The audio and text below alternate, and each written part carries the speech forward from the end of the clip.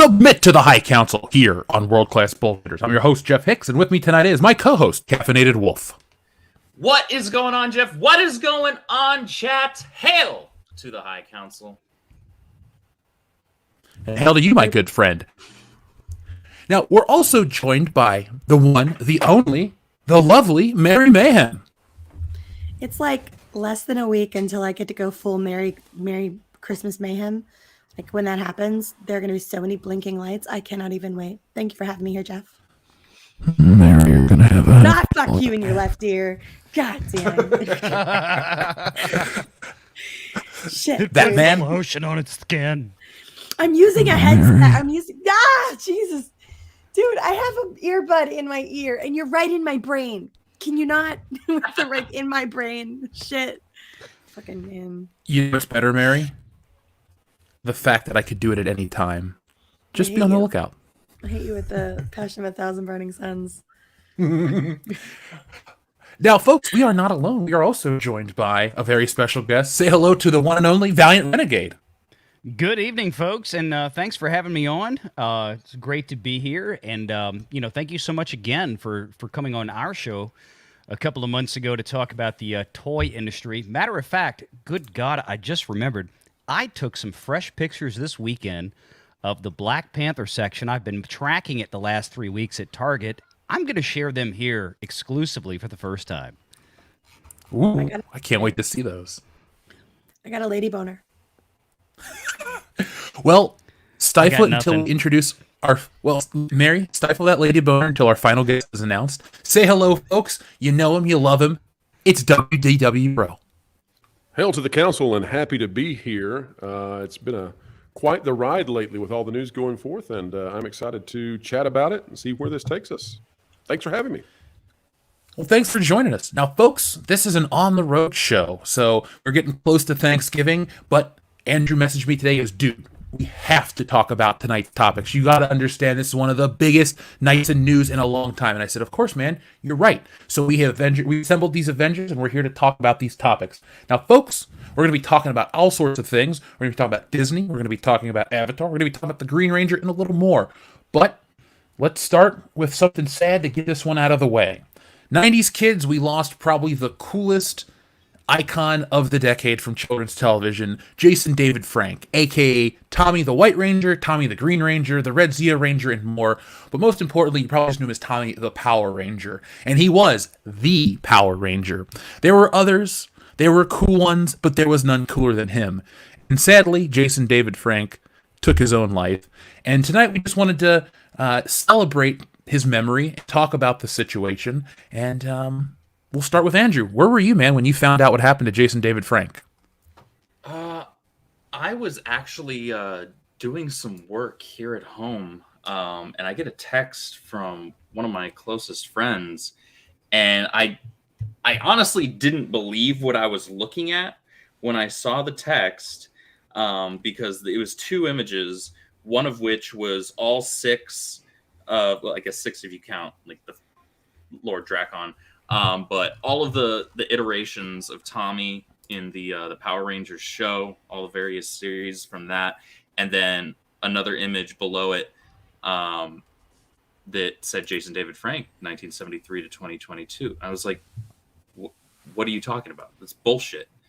And then I looked into it, and it, at that point, it was starting to get confirmed by his friends from the series, other official channels, and I was really, really bummed for the rest of the day. I'm still bummed, honestly. I grew up in the 90s. I'm a late 80s kid, so I grew up in the 90s. Mighty Morphin Power Rangers was my jam. And I didn't find this out until much later in my adult life. I thought that I was one of the people that was just like, yeah, my favorite's the Green Ranger. And all of my friends were always fighting over who gets to be the Red Ranger when we were playing make-believe, like little jackass boys tend to do when they're growing up. And it turns out, no, I was part of the majority. Everybody loved the Green Ranger the most. So he was my favorite. There was a lot to latch onto with his character. There was an important story to be told through his character, one that was pretty deep for, what the target audience was for that. that show, and it's a tale of redemption, overcoming one's own darkness to not only be a hero but lead a team of heroes, be the guy that they're fighting against, to all of a sudden you're the one leading them. That there's really good storytelling there, and Dude. it was a really rough thing to kind of wake up to, that we lost not just the greatest Power Ranger, I think, inarguably, of all time, but also just somebody who was a legitimate geek and a legitimate fan. And you talk to anybody that's ever met the guy, and he loved what he did, and he loved his fans. Now, Pro and Renegade, you guys are a little older than us, correct? So the Power Rangers doesn't have the same meaning. Is that accurate? Well, I'm only 85, so but I do remember it. Oh, okay. Yeah, no, Power Rangers was a bit beyond my time. Liars go to hell, WDW.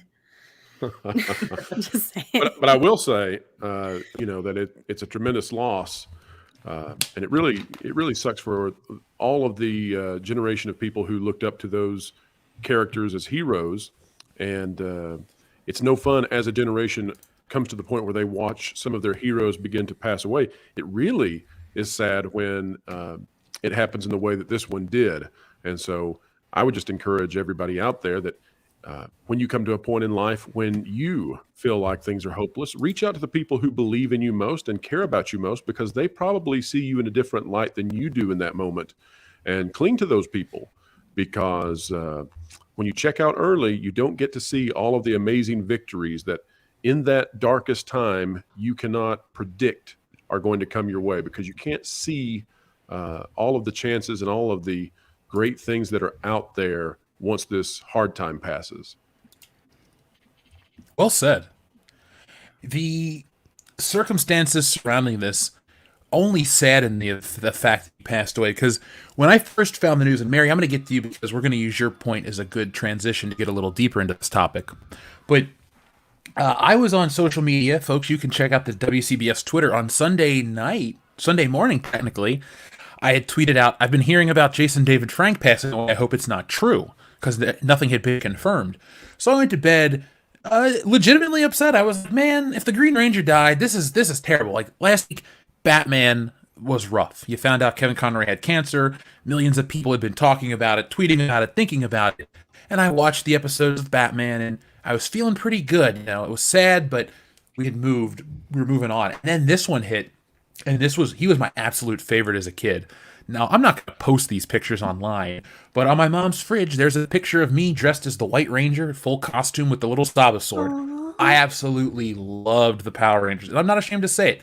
It still is my favorite kids show. You can turn that show on, I hear the fucking, after 10,000 years I'm free, my head will turn wherever that sound is coming from, and I'll be ready to go.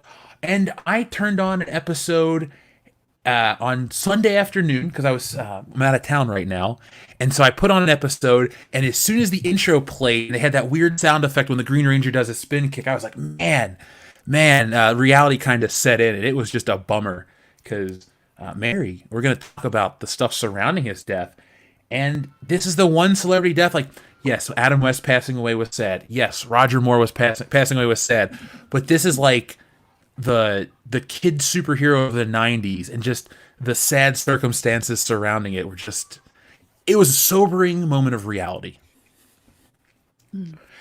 Now, Mary, what was your takeaway from all of this? Oh God, Jeff, I woke up. So I had my foster sister over this weekend, and we were having this really wonderful weekend. It was just this great time of getting to sort of bond, and I wake up on Sunday morning and I got a text from Andrew saying, God, this weekend, this morning just got awful. And he sends me this little screenshot of Jason David Frank 2022. And immediately I'm going, no. So I go straight to Twitter, because that's, of course, the only valid news source in the world, right? And there it is. And it's plastered all over Twitter. And I'm just,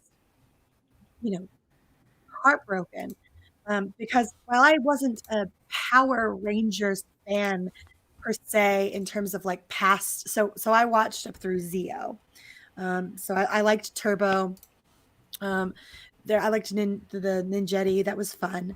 Um, it was it was a fun show for me when I was a kid. And Tommy Oliver is the name of the character that Jason David Frank plays, who went from being he started as green, then he went to white, he eventually went up red. He was the Black Ranger for a while later in other iterations. I was like every other girl who actually watched Power Rangers. I was just madly in love with Tommy Oliver. And I actually hated Kimberly for being his like love interest because I was like, she's an idiot.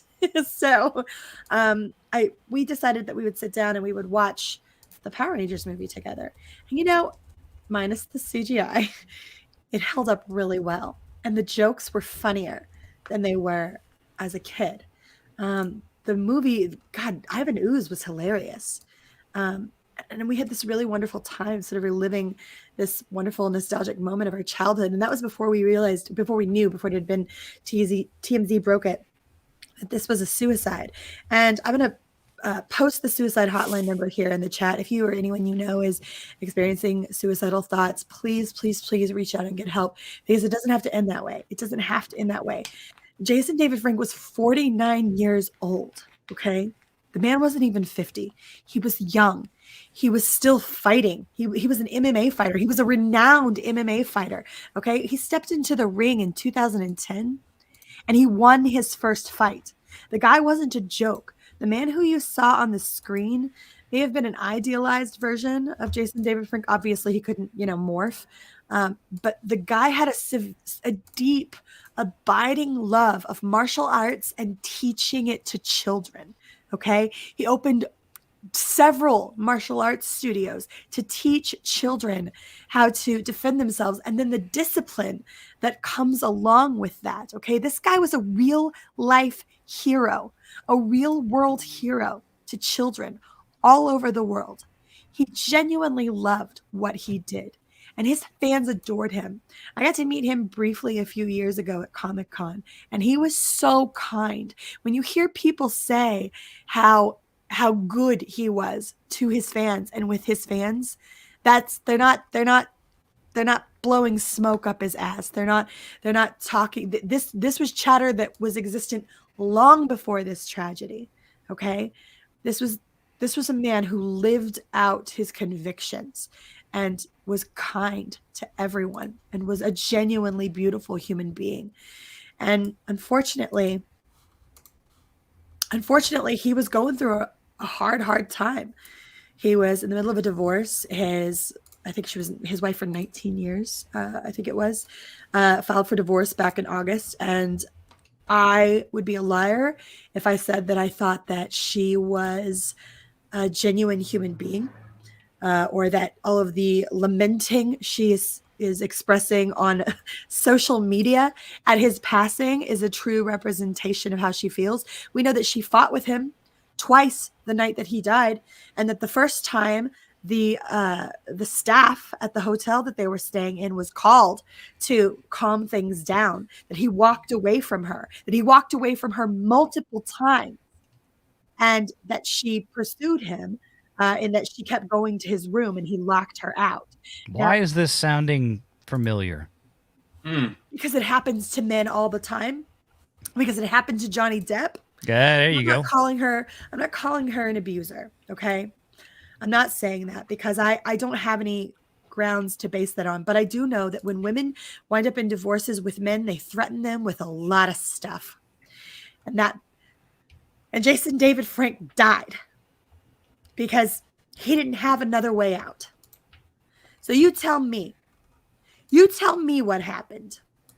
Why is a woman who filed for divorce in August now plastering it all over social media, how they were going to work it out and how he was the love of her life?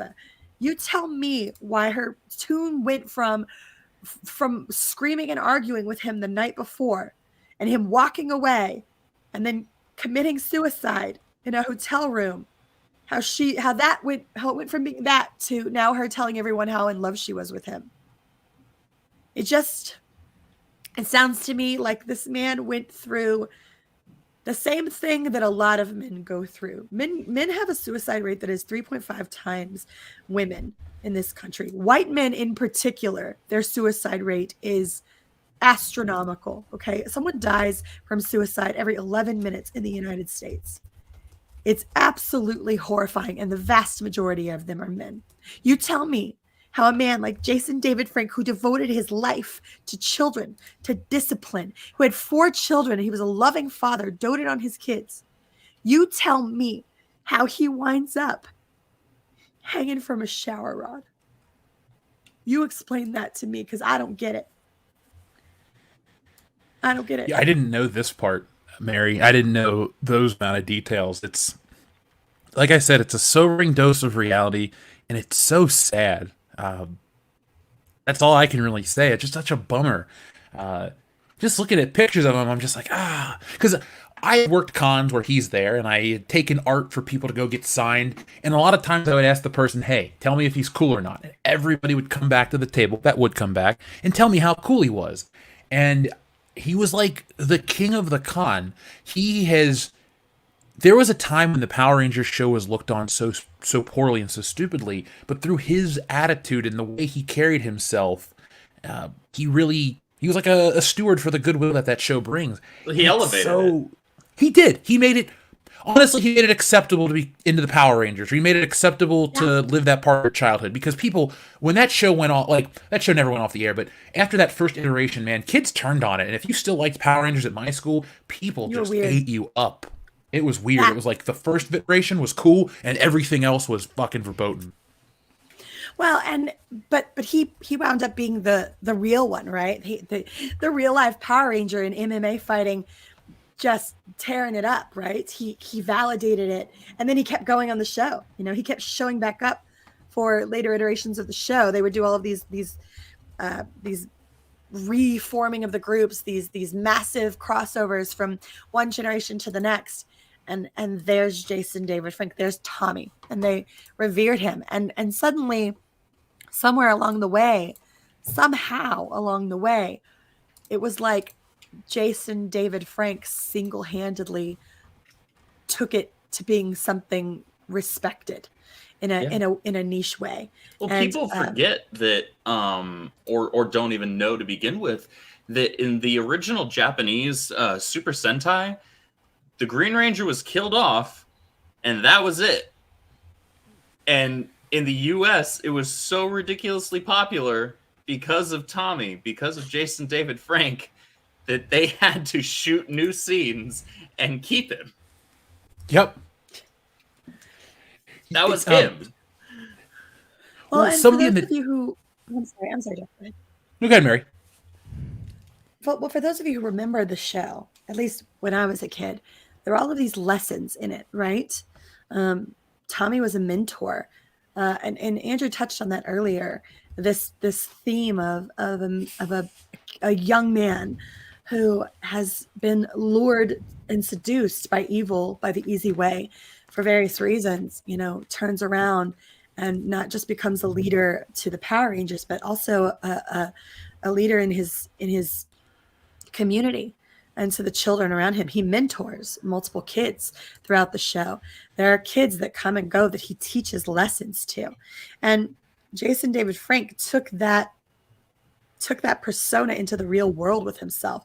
The running theme in the show was that he taught these kids discipline and purpose.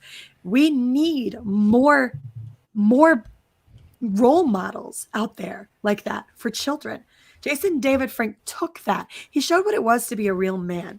And these qualities that men are now being told are toxic, are now being told are diminishing of women simply because they are masculine in nature.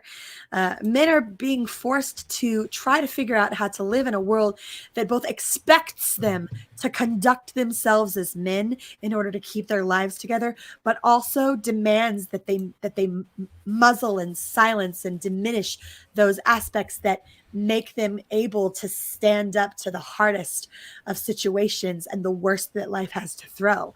Okay, where would we be without the men who jump into burning buildings to rescue women and children who stand by on the Titanic and watch as their only hope for survival rows away with 20 seats left available in it. But because he's the man, that's what he's expected to do. And we know that this is what the world needs: strong men who are able to fill those roles and to be those role models and to teach young boys how to become men. And Jason David Frank was the epitome of that, on show and off show, in real life. And we lost him. We got to do better. You know, Mary, God, everything you just said was just spot on, brilliant, and thank you for that. I thought that was excellent.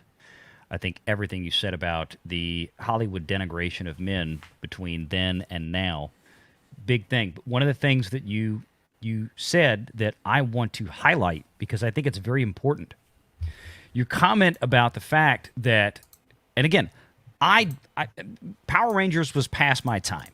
Never really watched it because at that point I was like middle, like sophomore, junior, senior in high school.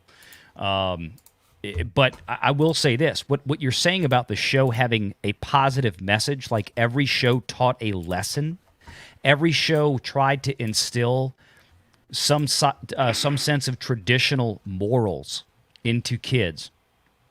I understand that because growing up, we got that with He-Man and Transformers and G.I. Joe. I was born in 79, so I was an 80s kid. And, I remember all those life lessons. Think about those shows back then. Think about what we get now with children's programming, quote unquote children's. I mean, big difference. So guys like this, these were the people that are starring in children's television series today are going to be largely forgotten within a couple of years by these kids. The people that we grew up with as kids, we remember them. They have a big place in our lives, if not, a cartoon character or a real life human being, because of that positive role model, that messaging, that moral fortitude and instillment of just positive moral character that children's programming back then was built to do. That's the longevity of it. That's why we look back now and we go, oh my God, what happened to this poor man?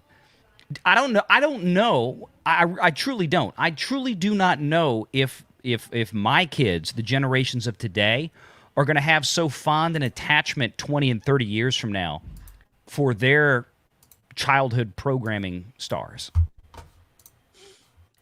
Probably not as much as this one, because Pro, I'm glad you brought up the whole life lessons of the Power Rangers.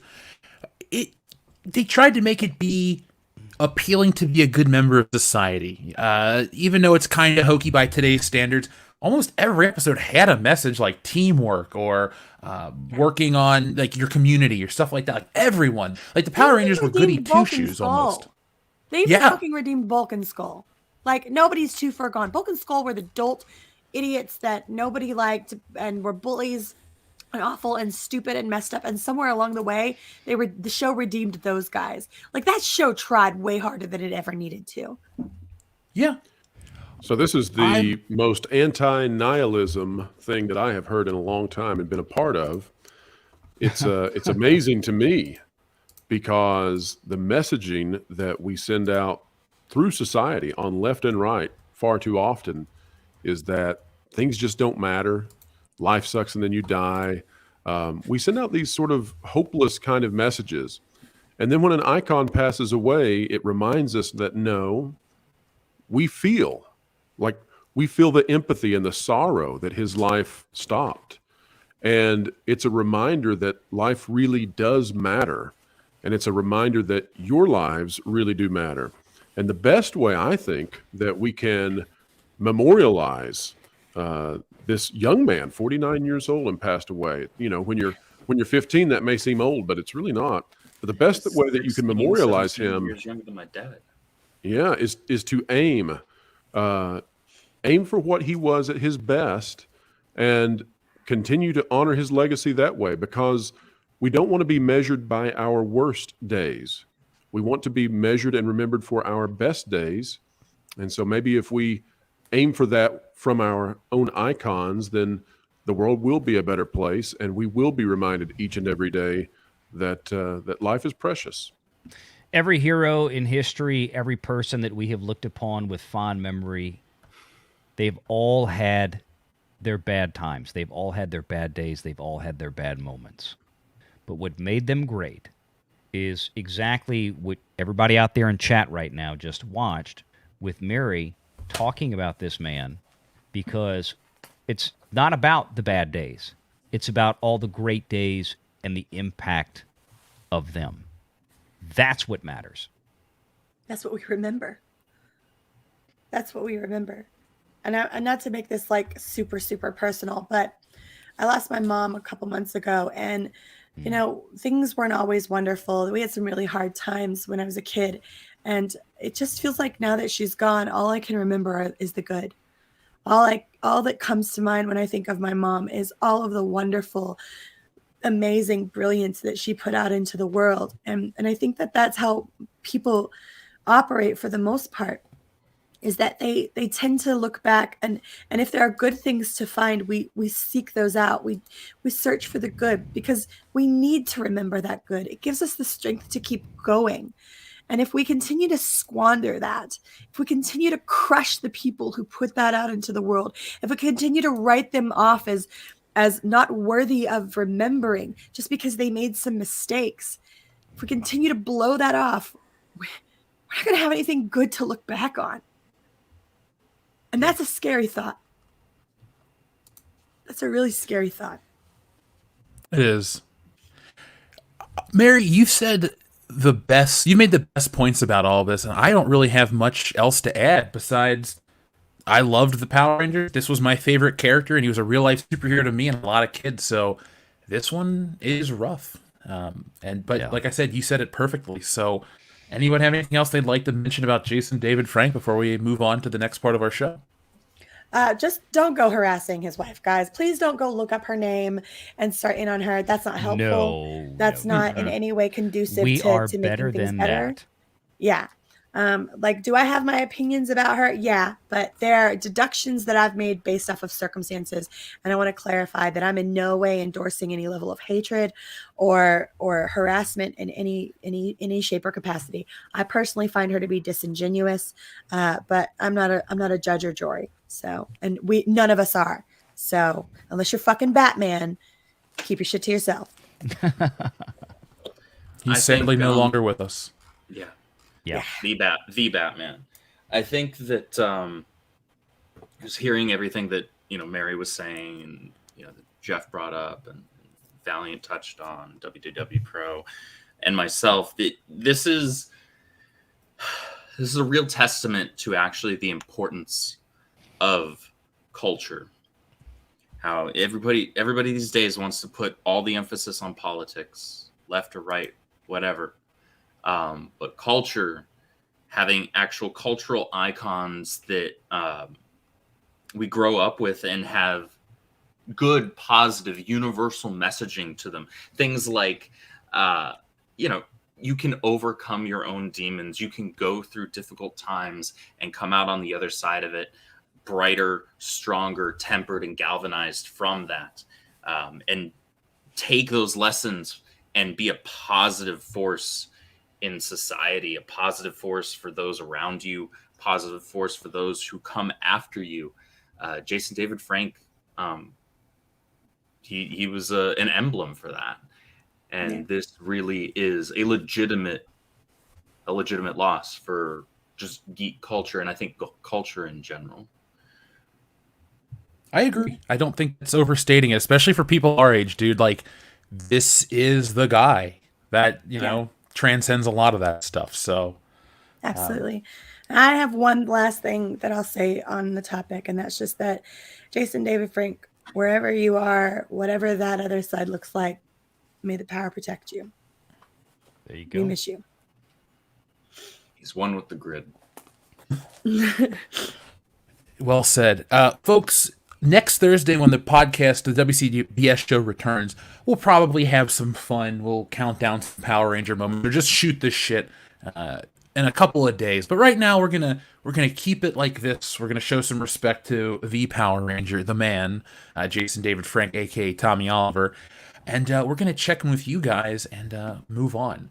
Now, Mary, because you spoke so well on that topic, I'd like you to pick a number for our transition between 1 and 69, please. Oh, Oh God! Don't Don't say between what and pancake. what?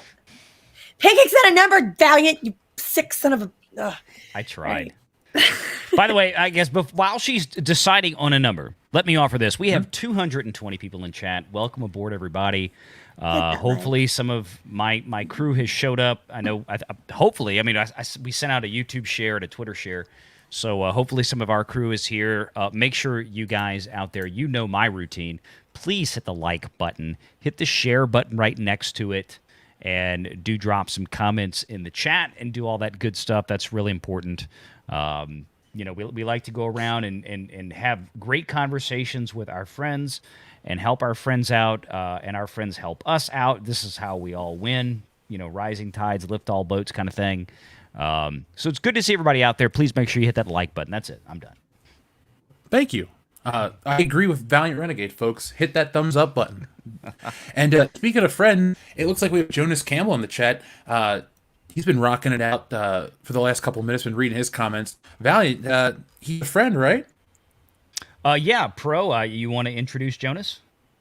Yeah, so Jonas Campbell is actually the investigative reporter for That Park Place, the website that I write for, and also Jonas does. And he's been on quite the roll. One of the funniest things I've seen in the last few days is he discovered through some investigations that Disney, after the protests of 2020, let's leave that a little ambiguous, but I think everybody can assume what those protests were about. But after those protests, Summer of Love. Shall we say the Summer of Love, which cost us Splash Mountain, that Disney, along with some other companies, they eradicated any episodes on their streaming services that were problematic or could be perceived that way. But they've been putting those things back into their streaming services quietly without announcement.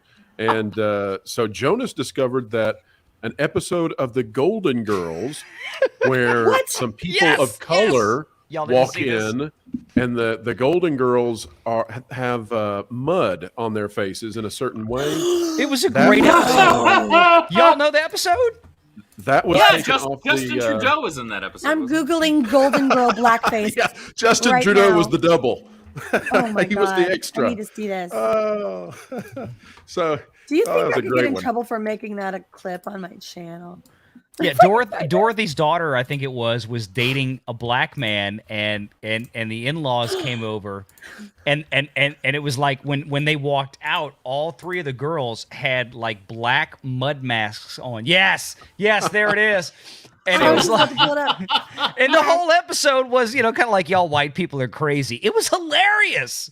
It was So like Jonas people are discovered- hilarious. Jonas discovered that Disney had quietly put this back up, and so it took off on Twitter today. I don't know how many hits it got on Twitter, but it was rocking over on I'm That Park so Place. People delighted clicking on the right article now. and reading about it. So Yeah. really, really funny stuff. How they made a big deal when they removed these kinds of things, but they're just gently, quietly putting them back now. Shh, don't tell. Oh God. Is That's that Justin Trudeau on the delightful. right? I love that. I love It is. I love it. Absolutely. That was so fast. My heart hurts, Betty White. Oh my That is a God. riot. Oh man. Right. Well, I know what I'm using to clip for my next upload to my channel. Well, there goes shenanigans. So now Jonas also today, his article was on.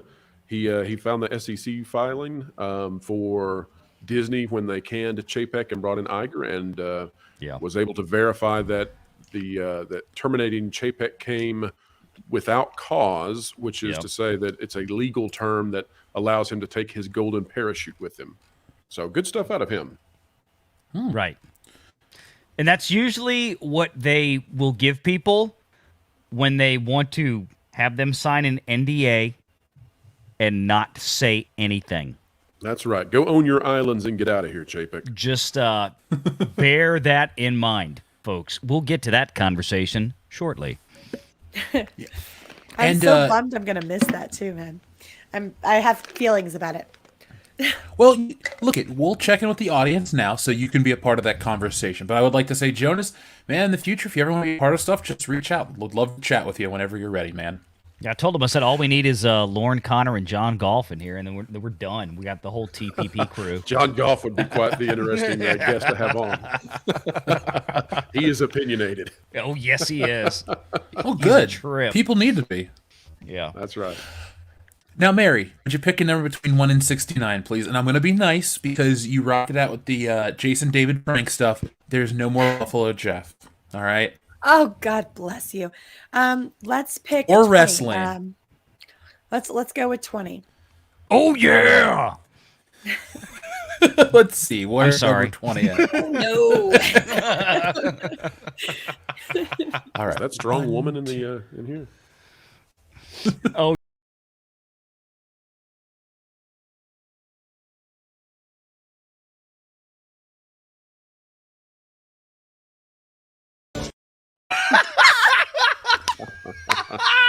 okay, I'm sorry. I had not seen that one before, Jeff. That Did was they brilliant. auto-tune that a little bit? Yes! That was amazing. It's one of my favorites. That is great. Oh, my God, I that is love great. that so much. That was amazing. That was fucking delightful. Oh. God, that was like borderline moose getting hit across the street. Delightful. Like that was great. Lordy, lordy. I'm just saying. Yeah. Now, our first message comes from our friend Cesario Japan, who says, after learning about Jason David Frank's death, I found out not only Tui Trang, Yellow Power Ranger, but Pui Magafsia, Ninja Force Red, were other Rangers that died, but tons of VAs and secondary characters have also died. It's sad no matter when one of your... Look, it's sad when a person passes away. I don't want to belittle and act like, oh, if they're famous, it matters, and if they're not, it's irrelevant. No. I've remembered Tui Trang's passing away, obviously because she was Trini the Yellow Ranger, but I always felt sad because people don't talk about it because she died right before 9/11. And so before the news cycle could really even hit big back then, the whole world changed, and then, it's just kind of forgotten about. Yeah, and we didn't have Twitter to make everything trend simultaneously, Now, if stuff goes down, it'll all hit like an algorithm, and even if there's other stuff going on, like you'll be able to look through it and see it all. Whereas news cycles, they'll put on whatever they want, I'm the first person to bitch about the way the world is, but there are some benefits, some positives, and I'm really glad that the Power Rangers kid can kind of find other Power Rangers kids to talk about this shit, because you're not gonna mourn it forever, but it's just nice that these social media platforms exist for it. Because if it was like, oh, you mention it on the news and that's it, people would just be, mention it and move on. This is a way for these people's legacies to kind of carry on a little bit. And I was out in public, and this guy, I was at a fencing tournament with Jesse this weekend, and the guy that owns the club, he's like, does anybody here know who Jason David Frank is? And like nobody in the room did. And I stood up, I'm like, dude, the Green Ranger passed away. And like we just kind of looked at each other and like had this moment of like, man, that sucks. But like every kid in the room just kind of looked at us like we were assholes. Jeez. That's what happens when you get old. Welcome to the club. I know, right? My back hurts today. But Cesario Japan, thank you for your very generous super chat. So you also sent in another one that says, I have to wonder, did Chapek get ousted because he was about to finally fire Kathleen Kennedy and kill the meme? Oh, mumbling horse girls clip, please. We'll get to that one, yeah. Yeah. Folks, It would be like more I said, fun if that was the case. Yeah, that would be. That's a very complicated situation, but we'll get there. We'll Stay get to that. tuned. Stay tuned. Stick around. And here comes your mumbling horse girls right about... Oh, no, why can't I find mumbling horse girls. Oh, thank.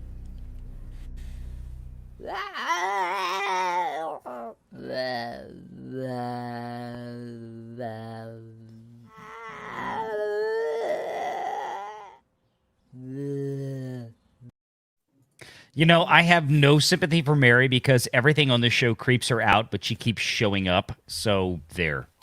I stayed away for a while. Masochism, the Okay. animated series. It's fair. I thought I had to learn my lesson. Fair. I hate What was the you guys now. SNL skit Barry, where the so much better that where you're the character back, had so tiny baby that's doll the hands? important You part remember of that? all this. Wait, SNL were tiny baby doll. You remember there was the How SNL far skit back was was like that? about 2008, 2009. That was after I stopped watching. The chick who was in Seriously? the terrible Ghostbusters movie, she was on there, and she had little tiny baby Melissa doll McCarthy, hands. or was No, it? no, God, no, no. I First, wouldn't. I Could be thought any they of were them, talking really. about, like, I can't Oh. think Kate of it McKinnon. now. Kate McKinnon. Yeah, that's it. I seriously thought you were talking about Batman for a second with that episode. Well, no, with the little girl. horse masks. It was reminding me of that. I was Baby like, man, this is just so weird that it's comical. It's Wow. just in that little spot. Like if it goes farther, it's weirding me out, and if it slacks off any, I'm just going to be bored. But right now, this is pretty good. Yeah, I SNL. I can tell you exactly the day that I checked out of SNL when Phil was that Hartman's day? wife killed him. Ooh, That was it. That was it. I was out. I was out. 1998, right? Yep, 97, 98. That was the end of the great era. You know, that 20-year, 25-year run for SNL. I mean, they had some gems in there. I will say, Justin Timberlake was hilarious on SNL. But Oh, yeah. apart from The that, Betty White, Yep. the Betty White episode was really, really funny. yeah, they have not had too many gems since then. It's been a wasteland by comparison. God, he was young too. Phil Hartman was. We 49 tried to too. watch the. He was what? Phil Hartman was 49 too. He was. Oh, so he young. yeah. Oh no, yeah. I don't. He was. Yeah, I was about to say. I think he was about 50 years old when he was killed by his wife. This is getting more and more dour. Perhaps we should just go into what happened to Yeah, another celebrity. Name So this about- stream in memoriam. about Belushi and Chris Farley. Let's compare them. my God. Contrast the differences. Yeah. You talk about Belushi. I tell you what, the creepiest thing about SNL to this day that will never change. Do you remember the skit that John Belushi did in the early 80s on SNL where like they dressed him up, they aged him till where he was like 80 years old, and he was walking through the graveyard looking down, and it's like, oh, here's Steve, and here's Chevy, here's Jane, and he's like, it's like the whole skit was him as an old man visiting all the SNL cast in the graveyard, and he was like the first one to go. That still freaks me out to this day. A double entendre might be that it didn't age well. Yeah, God, really. Holy hell. Jesus, man. All right. Anybody else die? What I else had to we look talking that one about? up. I was just about to say, my, You guys been my in any funeral phone homes died. lately? Hey, we Right. added 10 more viewers since then, so it's working. This is how we do. You know, we just dish it out, guys. Welcome aboard, everybody. Please hit the Welcome like to the button. There you depression go. Stream. Oh, we're getting to the interesting stuff. Stand by and keep sending the super chats because we're rolling Diseases through coming up in 5 minutes. 'em. My God. The show just decided to mimic what Prepare for Jeff the winter does of to me sickness and death. internally. All right, so let's talk about Ebola. Wow. Or monkeypox. Let's do monkeypox. Ooh, me.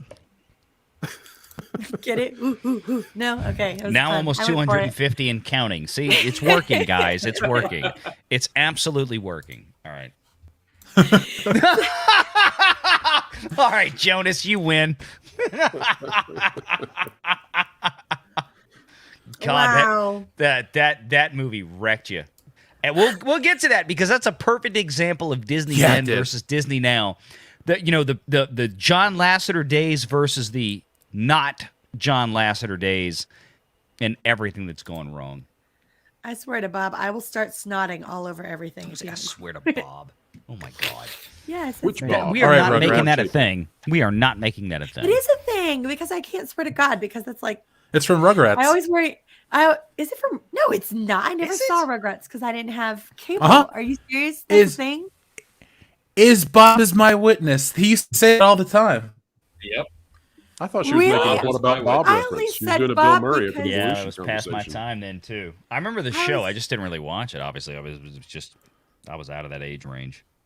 I say Bob because I'm never quite sure where the blasphemy line is, and I don't want to go to hell. So Well, that's a great bar to set it at. Goal in life: don't go to hell. My goal Always is to not pro cross with the line wisdom. that sends me to hell. It's written That's on a the good daily goal. reminder. Sweet Jesus. Don't wind up in hell today. These men are mocking my severity, my sincerity. Do you hear this shit? No, we would never dream of mocking a woman. Oh, here. whatever, you damn liar. All I'm saying is I'm I probably have going to get suffered through Saturdays. You get to suffer through this. a few texts and a phone call from Mary when this show's over. So No, you won't. I gotta go to bed. I gotta be up at 5 a.m. I save those calls for Saturday night when your wife knows I'm gonna be drunk. this is true. Okay. That's fair. Well, on that note, Jeff, I'm gonna have to scoot. It's about that time for me. 5 a.m. comes super, super early. So, but I want to thank you for having me on. And I hope you guys will continue to be super supportive in the chat. You got a great conversation coming up that I'm loath to miss. And I'll probably listen to while I fall asleep. So, yeah. It was wonderful. Well, Mary, thank you for taking the time. Yeah, and the stuff you brought to the Jason David Frank portion was awesome. I'm actually going to clip the whole segment and put that up on the channel later in the week. So, Mary, we're going to miss you, but we'll just have to stream together soon. Absolutely. That'd be my favoriteest day foreseeable. So, guys, leave lots of super chats. I'll see you all later. Bye. Bye, babe. Bye, Mary. Let's hope she's the only one we put to sleep, boys. Yeah. She's got to be Now, up at 5 a.m. Let me read. I know. God, I would not want to do that. I don't miss that lifestyle. I don't do that. Not anymore, anyway. So let me check in with the audience, and then we're going to start talking about this Disney situation. Bob Iger, Bob Chapek, maybe Kathleen Kennedy, all sorts of things, folks. Tonight, this is a big one. So let's start in just a moment. Cesario Japan says, I will have to wonder. Oh, we already read that one. Matt G says, can't imagine what Valliant, Renegade, and WDW are doing here. What could the topic be? Clearly, they're here for the WCS Young Adult Film Debate, Hunger Games versus Twilight. Well, you nailed it. That's the only thing that makes any damn sense. That's what I said. Based on the theme of this show so far, we're here to sing the Uncle Iroh song together. It'll be a duet at the end of the show. Stick around, everybody. Oh, God, don't ruin the surprise. Oh, I'm sorry. Planning it for Traveling down a weeks. tunnel of depression here. That might be partially self-inflicted. We may have done that. Yeah. SH Rebels 08 says, I'll take a Joe Rogan high as fuck and a scary horse for Mary. Well, ask and you shall receive, even though you just missed Mary. She'll hear this on the replay. Imagine if you gave a white supremacist 5 MEO DMT, and then as the first one, as they're exhaling, yeah. Yeah. Yeah.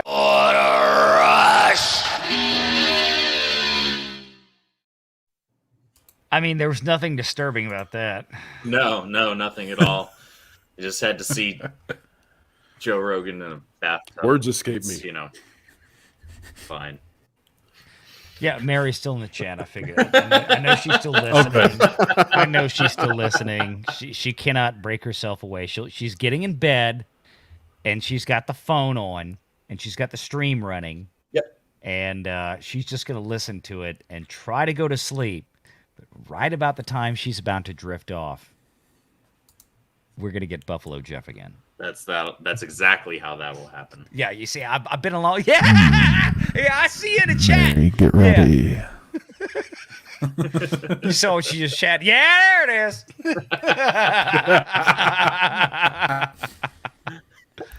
Love you. Oh, Mary, thank you. Yeah. Stop it, Valiant. Yeah. Okay. No, too bad. Yeah. Nope, it has been spoken into existence. It's been done. It has been spoken, therefore it is. Lordy. All right, I'm sorry. Now we got some super chats to get through, I know. Now we have to press this. Sorry, Mary. Who are you? What are you doing here, and where are my horses?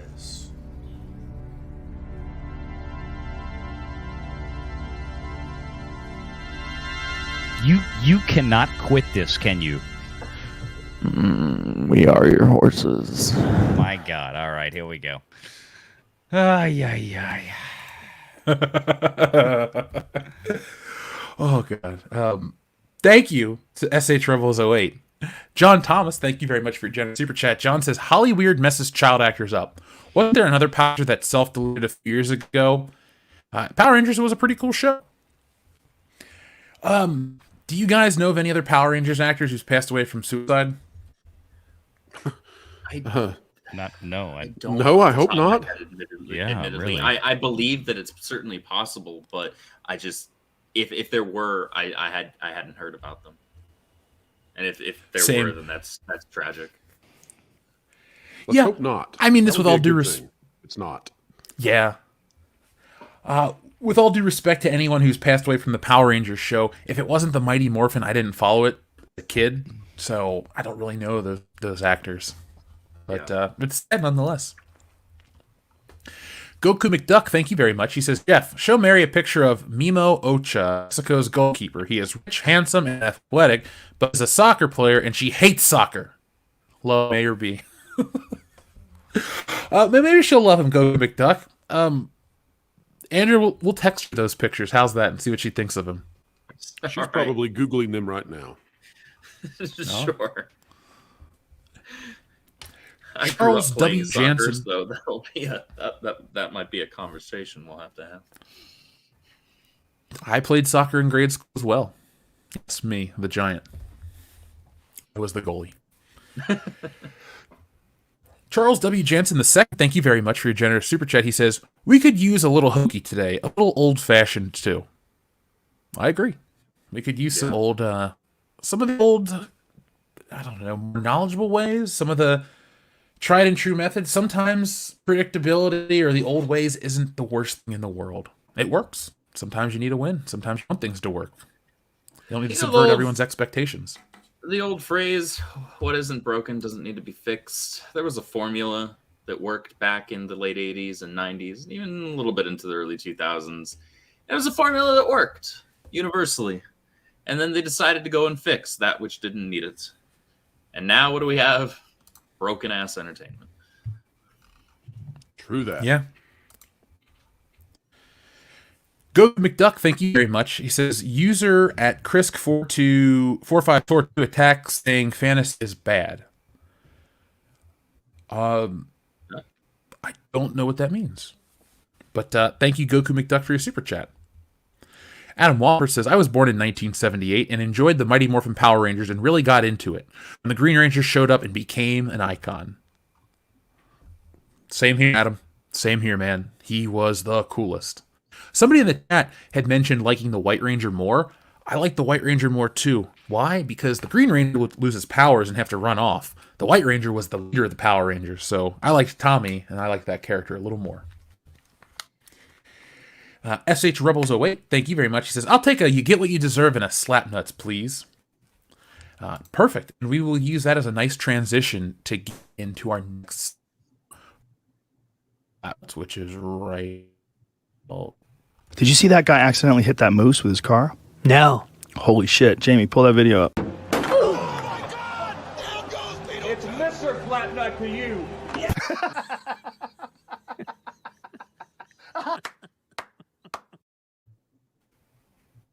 Wow. thank you. Love it. And then this is our final one, and we're going to start talking about the topics. So, where is the Joker? How about another joke, Moran? What do you get? I don't think so. When you cross I think a we're mentally done ill with your loner jokes. with That's a it. society that abandons him and treats him like trash, I'll tell you what you get. Call the police. You get what you fucking deserve.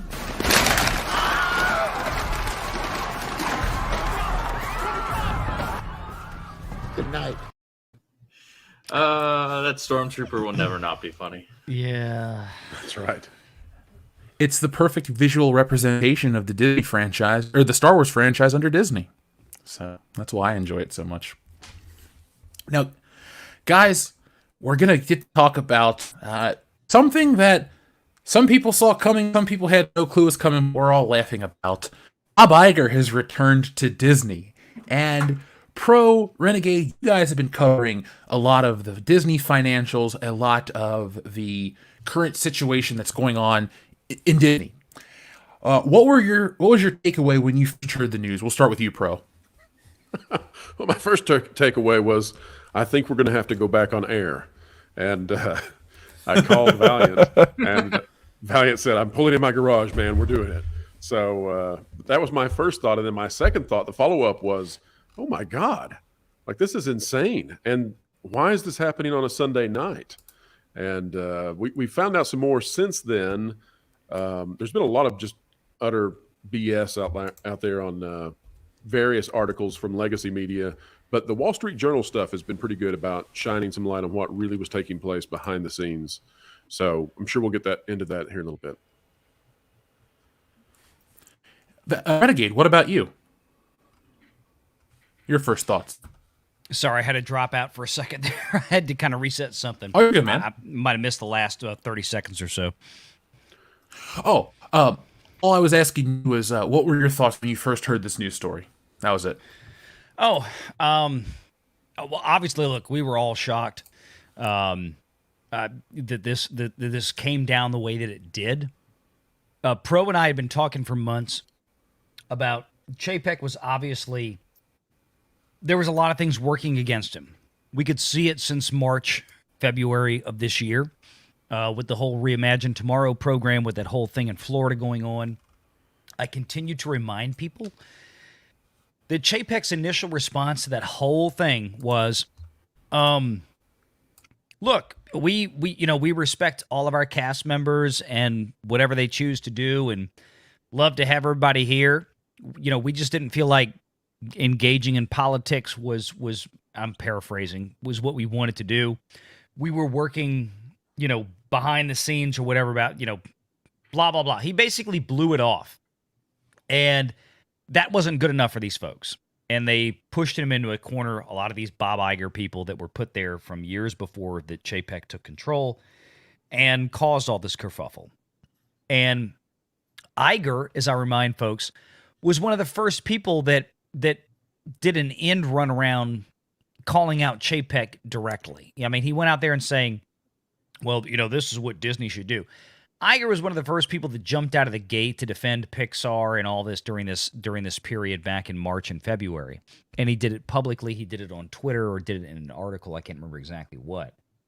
But Iger has been, since he left December 31st of last year, has been causing problems behind the scenes. He was not a fan of Chapek. He was not a fan of anything Chapek was doing. He was not a fan of the fact that Chapek was moving things to a more distribution-oriented focus at Disney, meaning that Kareem Daniel was the one that was going to be in charge going forward of deciding that what was going to be able to happen from the creatives and where those projects were going to go. A lot of people complaining about things that they've seen in the last year and a half from Disney, thinking, well, look at what Chapek did. Get woke, go broke. No. All this crap, everybody that hates Phase 4 of Marvel, folks, all of that stuff was greenlit under Iger. Bingo. Yep. Every Strange bit world. of it. Greenlit under Iger. Every bit of it. Every Lightyear, damn bit of it. Greenlit under Iger. Yeah. So this is what you're looking at right now is a scapegoat situation. So, and it's ridiculous. And there's a lot of conservative media out there that have been completely bamboozled and fooled.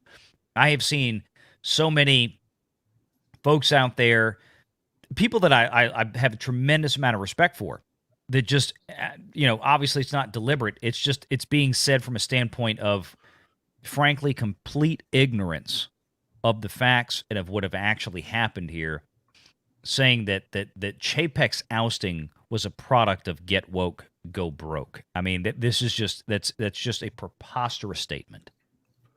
Yeah, and so something interesting about the timeline, Valliant brought up that Iger only left last year at the very end.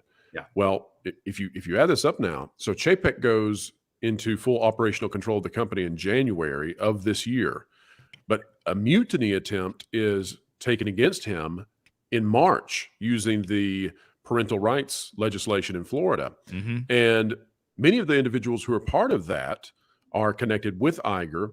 And Iger was the one who sort of initiated the criticisms of Chapek. It goes all the way until June because Chapek's hobbled at that point. You'll recall he did like a hostage video sort of thing that was leaked out from the Reimagine Tomorrow sessions. But it took all the way until June.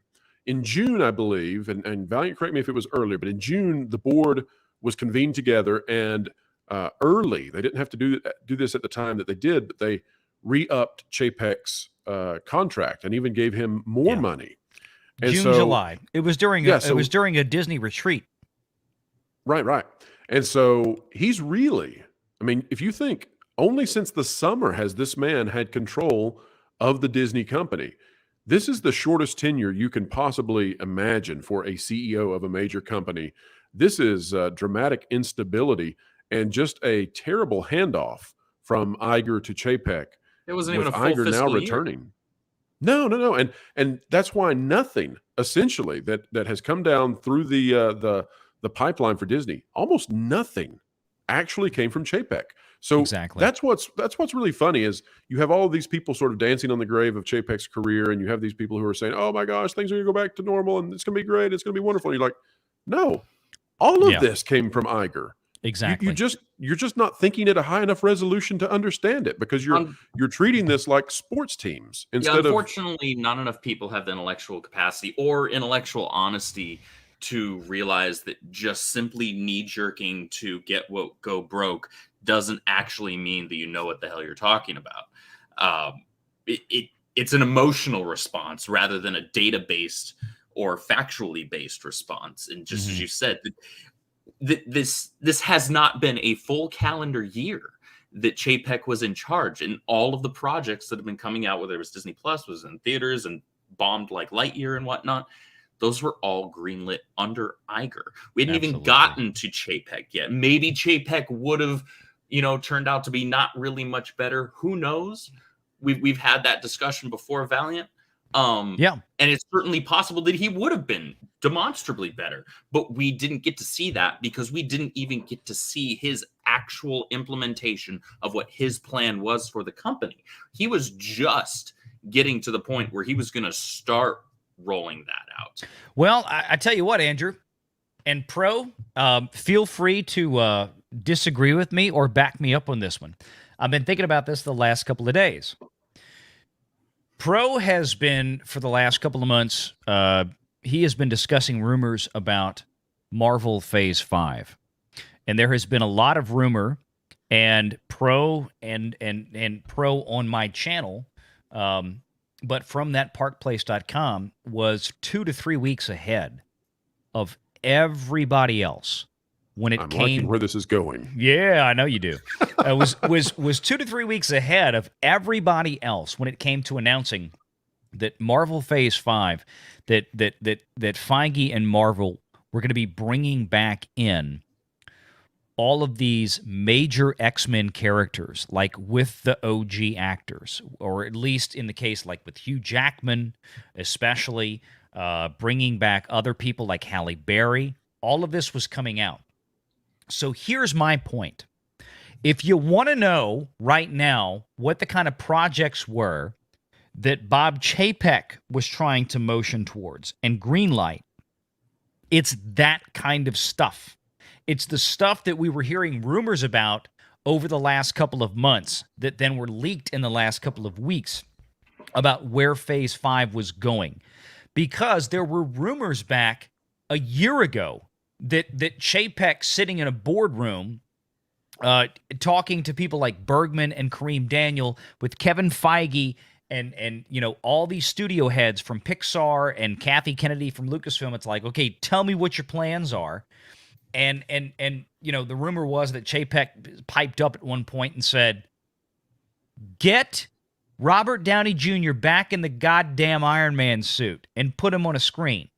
I mean, like we've talked about, Chapek is a money guy. He's a bean counter. He doesn't have to be a fan of this or that. All he has to do is look back and say, well, this made money. This made money. We had twice as many people buying movie tickets in Marvel Phases 2 and 3 than we do right now.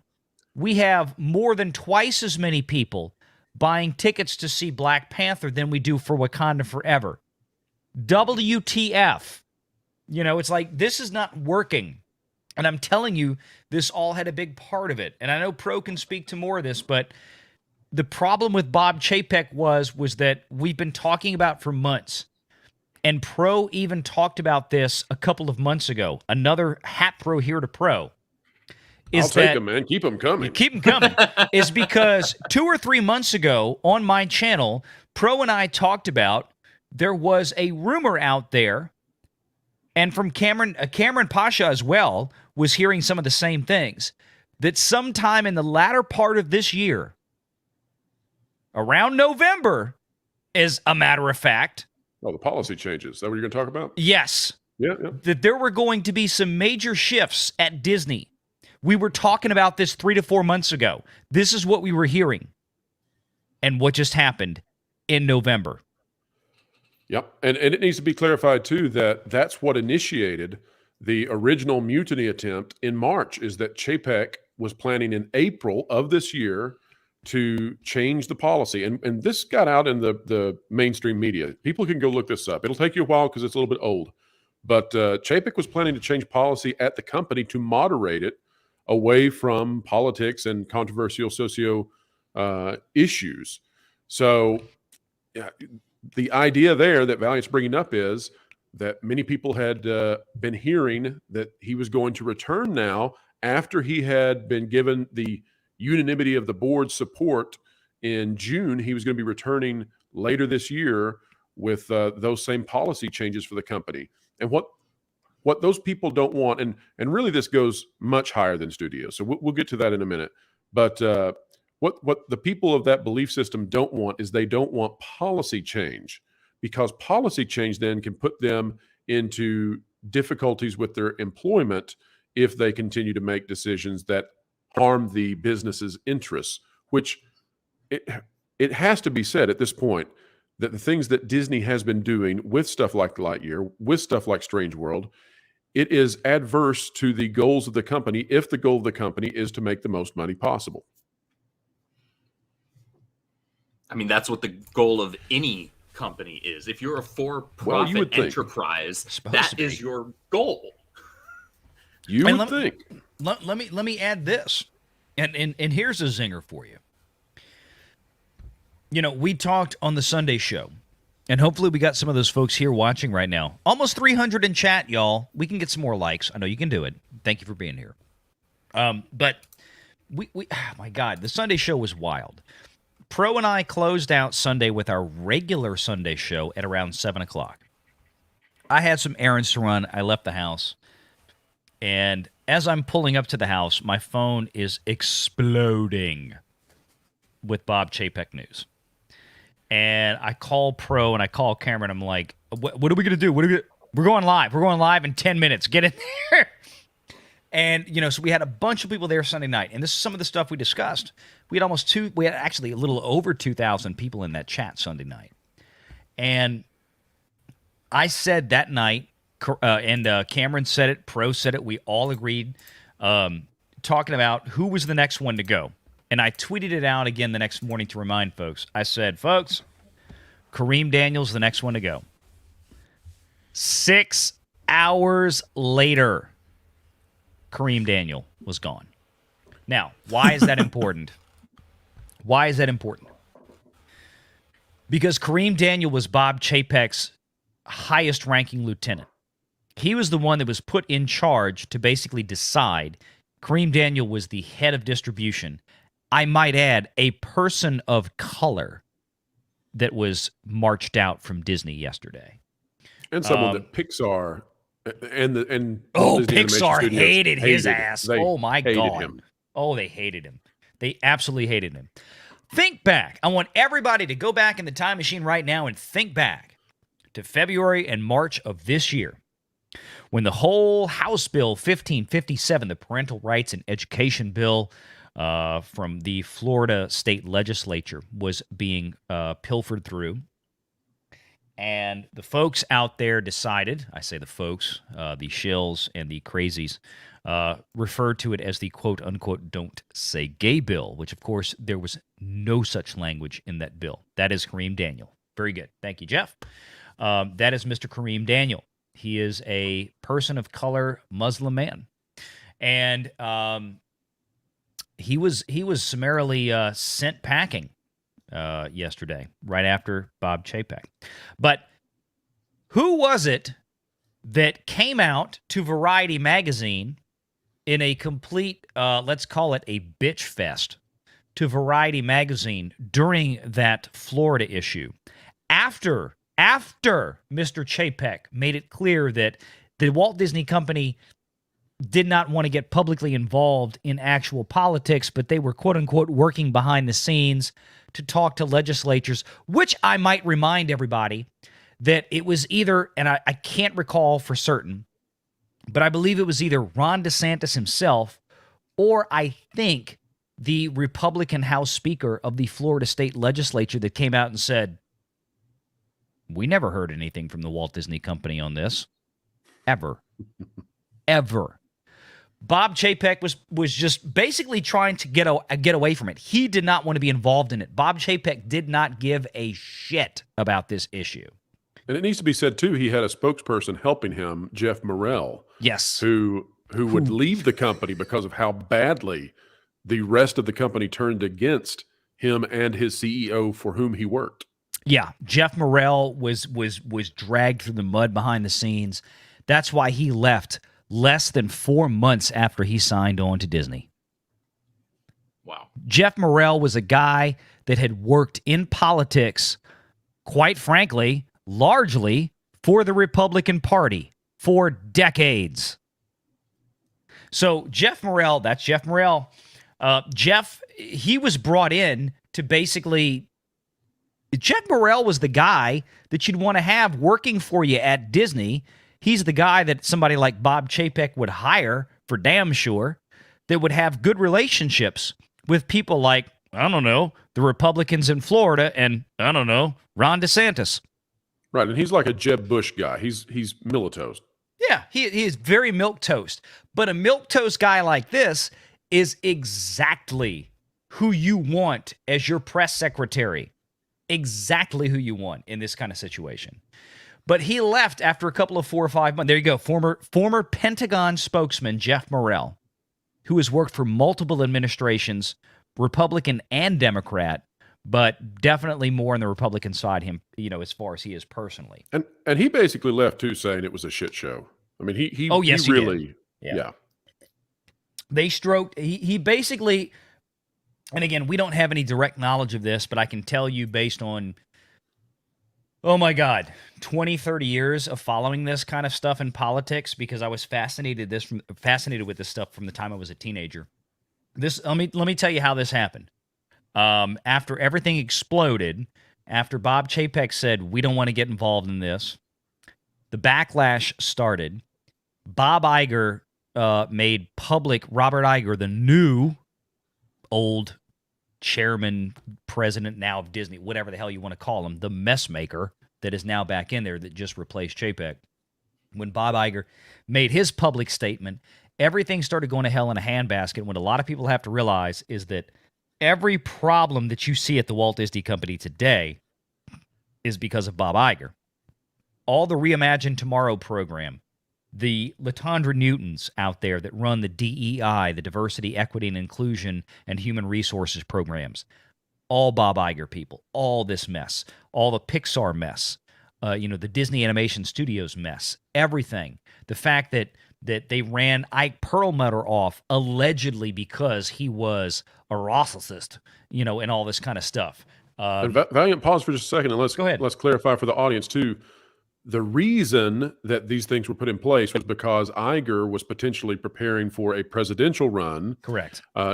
Back in the prior presidential election, and he was too moderate to get through the Democratic primaries. And so he started taking these initiatives and putting them in, like Reimagine Tomorrow, like the Story Matters group, et cetera. He started putting these in so that he could build a portfolio to try to get through the Democrat primaries if he so chose to get into the election, which he eventually did not. So continue on. Yeah, no, I was kind of nearing the end. Great points, Pro. They're all very valid, and that's exactly correct. But it was basically all set up to the point where Jeff Morrell was the first one to realize the writing on the wall. We have to go back to him. He saw what was going on inside the company and said, you know what? I love this job. I'd love to stay here. I'd love to do this, but there is no way. There is no way. I can see what's happening. I can see the writing on the wall. I need to get the holy hell out of here before it gets any worse. And again, I want to remind everybody, he hadn't even been on the job but a few months. A few months. Like, hadn't even been at Disney before. Chapek had been at Disney for like 2 decades, okay? He'd been there a long time. He'd been through every department. Jeff Morrell had been there a couple of months, walked in and said, oh my God. Because as soon as Bob Iger left at the end of 2021, the long knives started coming out for Chapek. Remember, Iger did not like Chapek. He has been very public about it. When Chapek brought Kareem Daniel in and shifted Disney to that dynamic of a distribution-focused model, Iger made no bones about it in the press. He did not like the fact that the quote-unquote creatives were losing the authority to do whatever they wanted to do.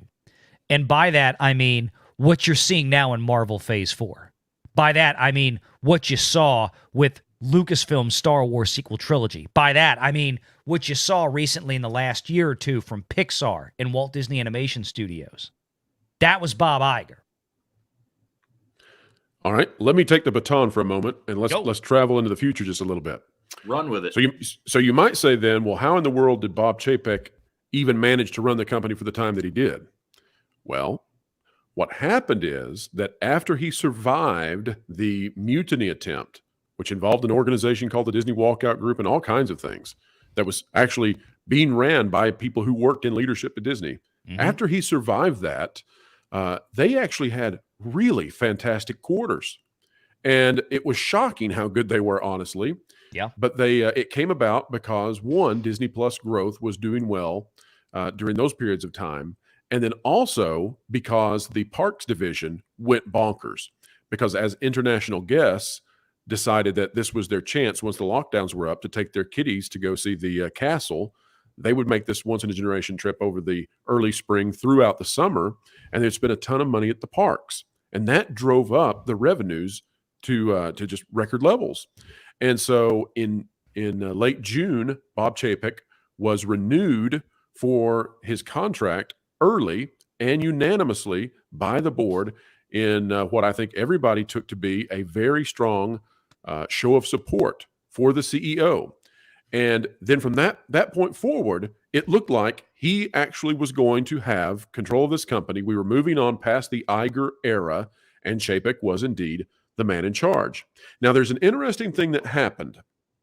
And that interesting thing is that the Walt Disney Company has a CFO, Chief Financial Officer, who, in my opinion, is the most ruthless individual in business. And I mean that.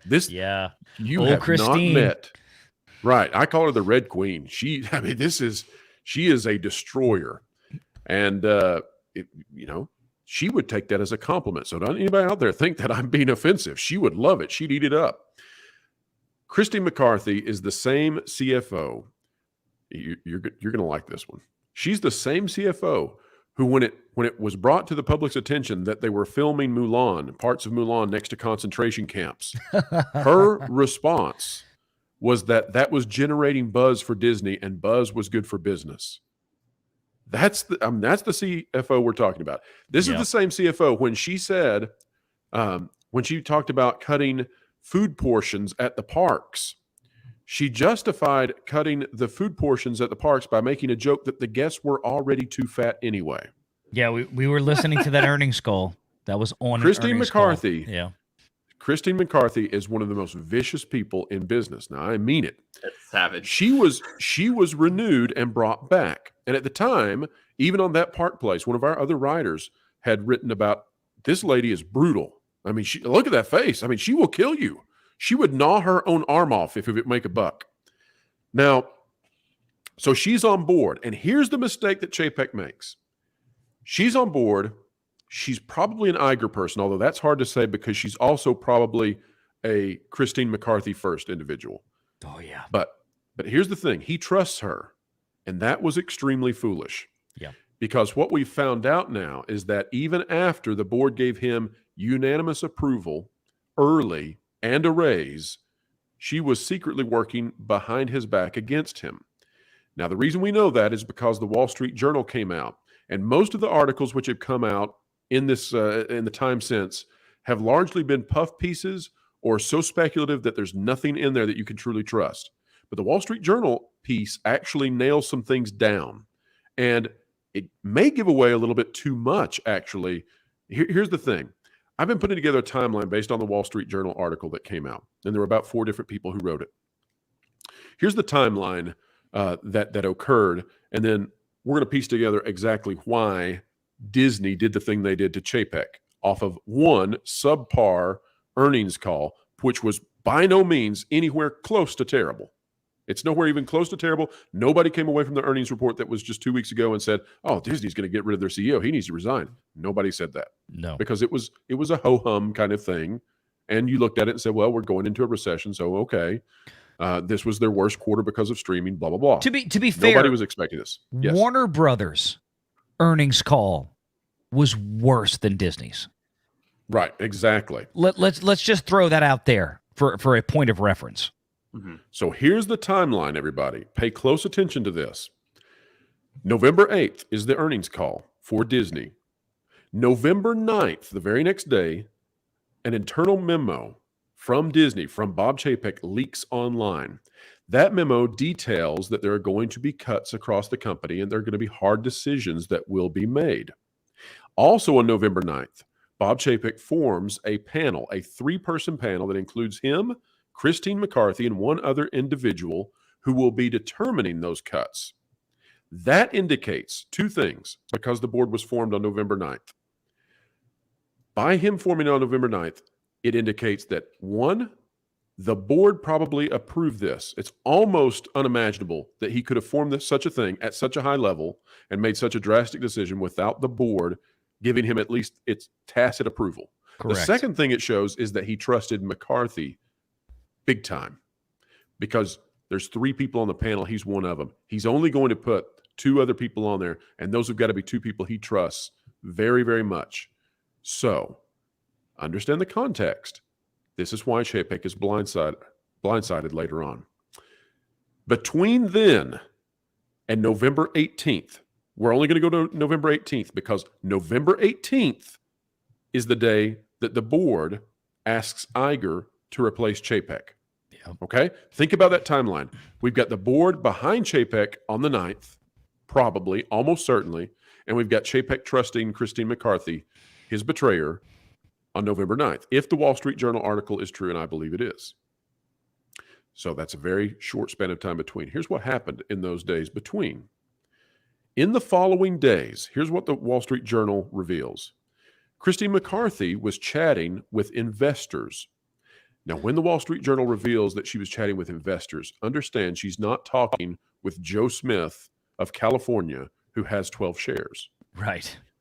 Christine McCarthy is meeting almost certainly with the biggest investing firms in the country, in the world, who control vast swaths of 401ks and retirement plans from around the world. We're talking about BlackRock, we're talking about Vanguard, etc.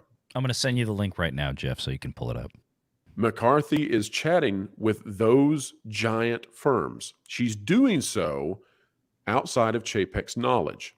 Now, that's also important because if she's doing that, then that means that she's taking a massive risk. If he finds out, if one of them contacts him, she's in big trouble and the whole thing blows up. It's also important because it indicates that surely there had to be some sort of relationship or reach out from the other side, from the investor side to her. And who facilitated that, we don't know. But these would have been very high-level meetings. So we know the investors turned against Chapek. We know the investors turned against Chapek after the memo was leaked about him making cuts. Okay? I'll keep all that in mind. Mm-hmm. The next thing that happens is that McCarthy goes from the investors, according to the Wall Street Journal, goes from the investors, BlackRock, Vanguard, etc., and gives a vote of no confidence in her CEO to the board. That places her on an island, theoretically, because she's put herself in a position where the board could simply say, you are outside of the CEO's mandates. You're insubordinate to the CEO to whom we have given power of this company. You are dismissed. But she goes there, and clearly she has enough confidence that this is going to work. So it makes you think that there was some pre-planning in place. And then why? finally, So go ahead. Go ahead. Sorry. No, go ahead. No. Finish your thought. I'm sorry. I thought Finally, you were done. here's the next step. Okay, and remember, we've got 8 total days here between November 9th, when we've got the memo leak, and when we've got the establishment of the team that shows Chapek trusted McCarthy. We've got 8 days between then and November 18th, when the board switches and asks Iger to replace Chapek, which, by the way, precedes them firing Chapek. The next thing that happens is that legal and the legal and the financial teams had to be assembled to begin negotiations and to begin forming all of the massive amounts of paperwork and financial plans that would go along with firing a CEO and replacing him with a pre-existing CEO who already has various financial interests in the company. This was a tangled system that they had to go through. Mm-hmm. And so here's what I'm getting to for everybody. This is the big one that I want everybody to hear on this stream. That is a very small number of days to manage all this. Incredibly small. Here's my question. Did Christine McCarthy, the chief financial officer of Disney, go into the earnings call 2 weeks ago? And Valliant, I want to hear your thoughts, because this is something to me. Did Christine McCarthy go into the earnings call with Bob Chapek being there as a pair with her, making projections into the future? Did she know that there was a coup? And did she mislead the public by not revealing that the stuff they were saying was total BS, because she was going to do something that would alter everything in that earnings call? That's just putting that out there. How could they not? What say you, VR? If I'm playing the odds, and I'm saying this very carefully.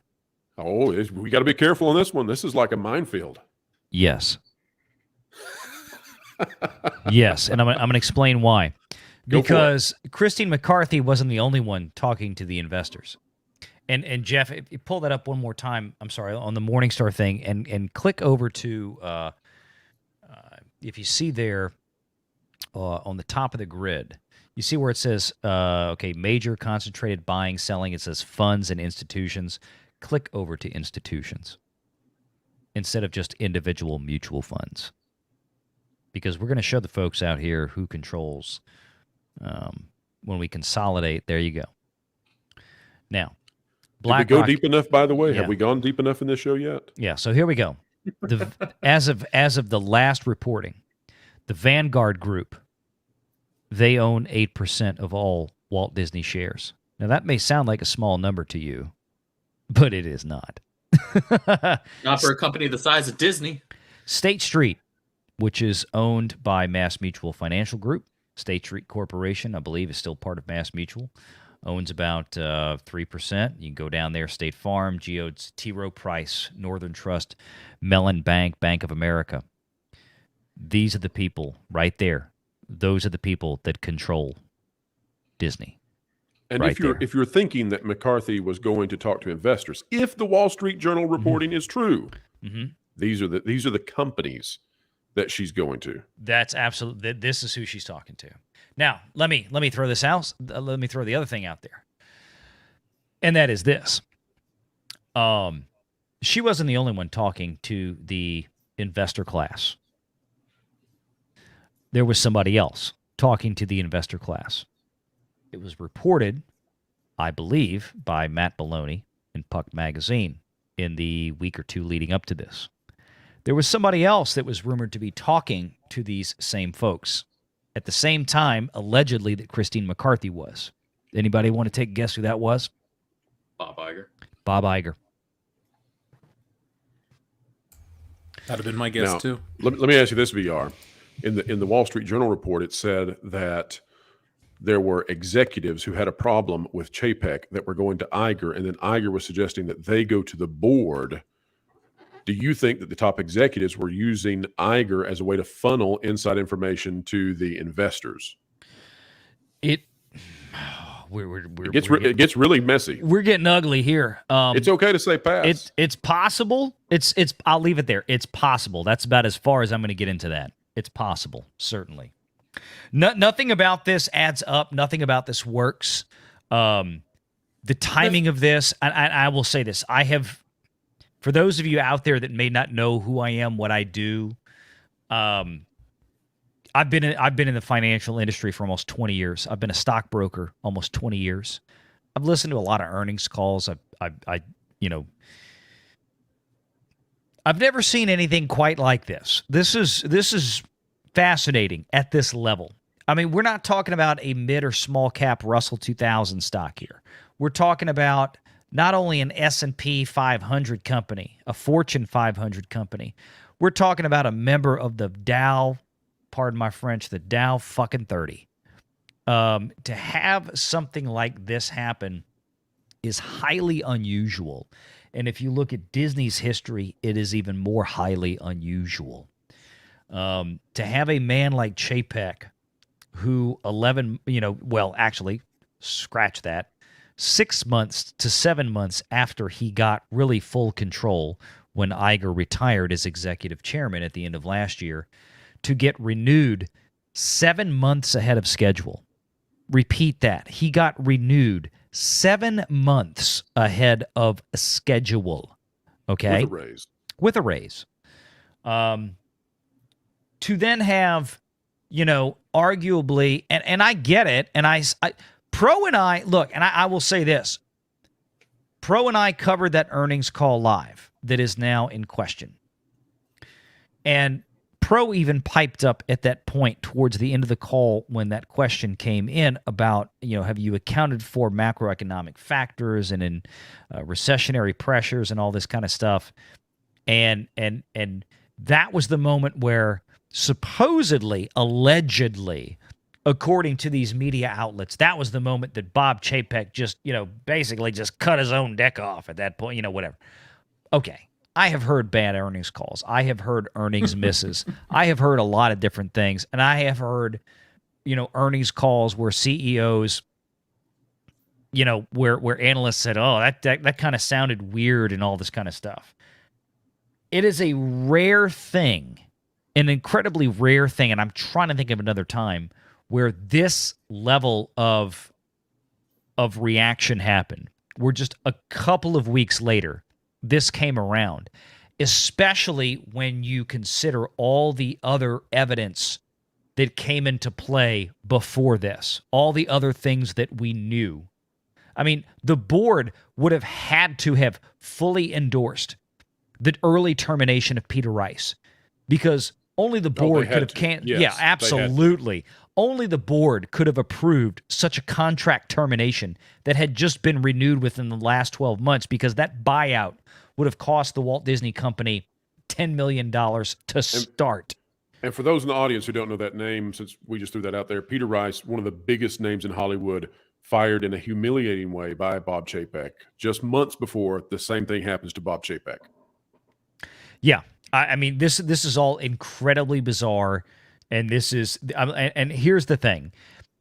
What's easy to sell to investors, okay, is the surface level stuff, right? Think about Vanguard, think about BlackRock, State Street, all these institutional investors that hold, for a lot of people watching, hold your assets. If you have a 401k, if you have an IRA, if you have investments with a financial planner or a stockbroker, whatever the case may be, chances are you probably own some BlackRock, Vanguard, State Street funds. Very, very high percentage chance that you do. Those companies, when you buy into their mutual funds, they have your proxy, right? They are the custodians of these shares, in this case of Disney stock, on your behalf. They get to vote as your proxy. That's part of owning a mutual fund. If you want to vote yourself for Disney, go buy Disney stock directly. But that being said, these folks, they do not understand how the sausage is made. They do not really understand that at that level, all they see is what are the returns this quarter? Oh my God, since Chapek's got in there, everything's gone funky, right? They do not understand, more than likely at a high level, how this works. That it would have been 2 to 3 years ago that all these trash-ass Marvel Phase 4 projects were greenlit by Iger that we're just seeing today. They do not understand that Lightyear would have been greenlit and the check cut by Iger that we saw earlier this summer. They do not understand things like Encanto or Strange World that is set to come out this week. That was greenlit and the check cut by Bob Iger. That is how this works. So it's easy to make somebody like Bob Chapek a scapegoat, especially when a gentleman like Bob Iger has the, frankly, to be fair, the gravitas that he does and the connection that he does to the investors that have been following Disney for decades, from the major commercial lenders like JP Morgan Chase, Bank of America, Citibank, Goldman Sachs, Credit Suisse. We can go on. And the institutional sides from BlackRock, Vanguard, State Street, American Funds, T. Rowe Price, blah, blah, blah. His name is known. And especially when you have somebody like Christine McCarthy, and we haven't even discussed what's going to happen to Alexia Quadrani yet. God knows. Point. Yeah, exactly. Nobody's talking about Alexia Quadrani because she came, if I'm not mistaken, she came from JP Morgan Chase, I believe, or Bank of America. I'm not blanking out. But she is the investor relations executive for the Walt Disney Company that Chapek brought in. So, I mean, she's probably right now nervous as shit. And not like she did anything wrong that we know of. But it's very easy for somebody like Bob Iger to roll back in and say, oh my God, look at this mess. I'm so sorry, y'all. Let's talk. Maybe I can help fix this. And then somebody like Christine McCarthy, as Pro correctly pointed out, who is a vicious snake of a woman. And there's nothing wrong with that in that position of CFO. She's a ball hawk in that case. You know, she wanted to make, oh, can we get every dollar that we can? And that's why I liked Christine McCarthy. But if somebody like McCarthy at the same time realizes that, oh shit, I got to pick a side here, and I need to roll the numbers and decide who is most likely to come out on top of this war. And she picked Iger. That's it. And let me add one more thing to the end of that. That's a great exposition on how things have happened.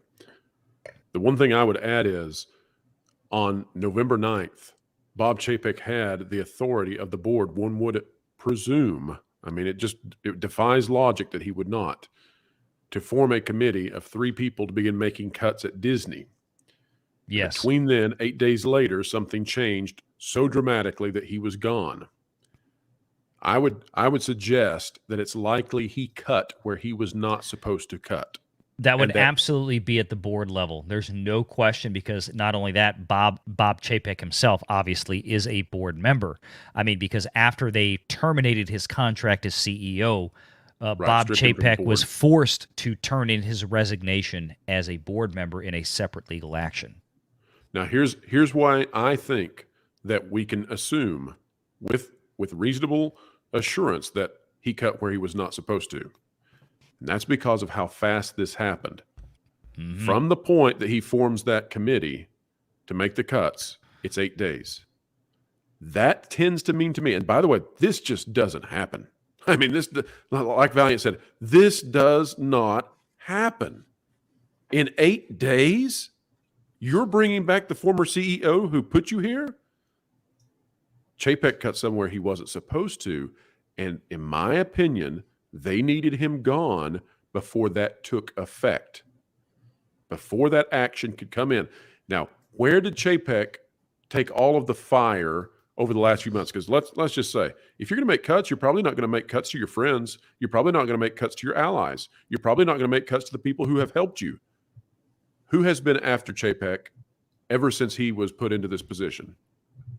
The DEI stuff, the ESG stuff, the Reimagine Tomorrow stuff.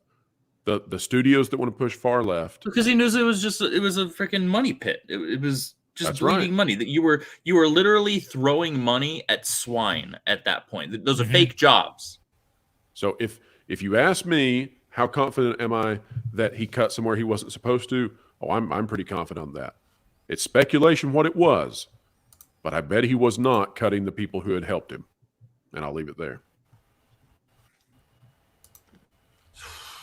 This whole thing is so interesting because how often Andrew, how we asked why? Why does Disney do these things? Why do these decisions happen? Who makes these decisions?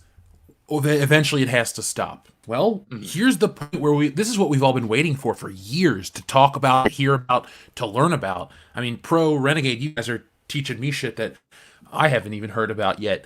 But it all really lines up with everything that we've felt, thought, and said about Disney over the last couple of years. And when I first heard the news, I tweeted out, hey guys, it's great that you're going to get all excited, but this guy, Bob Iger, is responsible for all the shit that we all hate. So, have you guys seen the big change that's already happened to the Disney Galactic Star Cruiser? No. Yeah. Oh, tell him about it. It's great. So, they are dropping the price up to 30%. They're offering a discount because there were no sold-out dates in 2023. The demand for the Star Cruiser has been low. And so now Disney Vacations is offering a discount and they're sending out emails up to 30% off original points chart values on select cruises. So I don't know for Disney to offer a lot of coupons, but... And by the way, Jeff, consider the price of that. So we're not talking about 30% off $100 per night. We're talking about a thing that's like $6,000 for a family of 4. So 30%. Yeah. Well, now that's a number.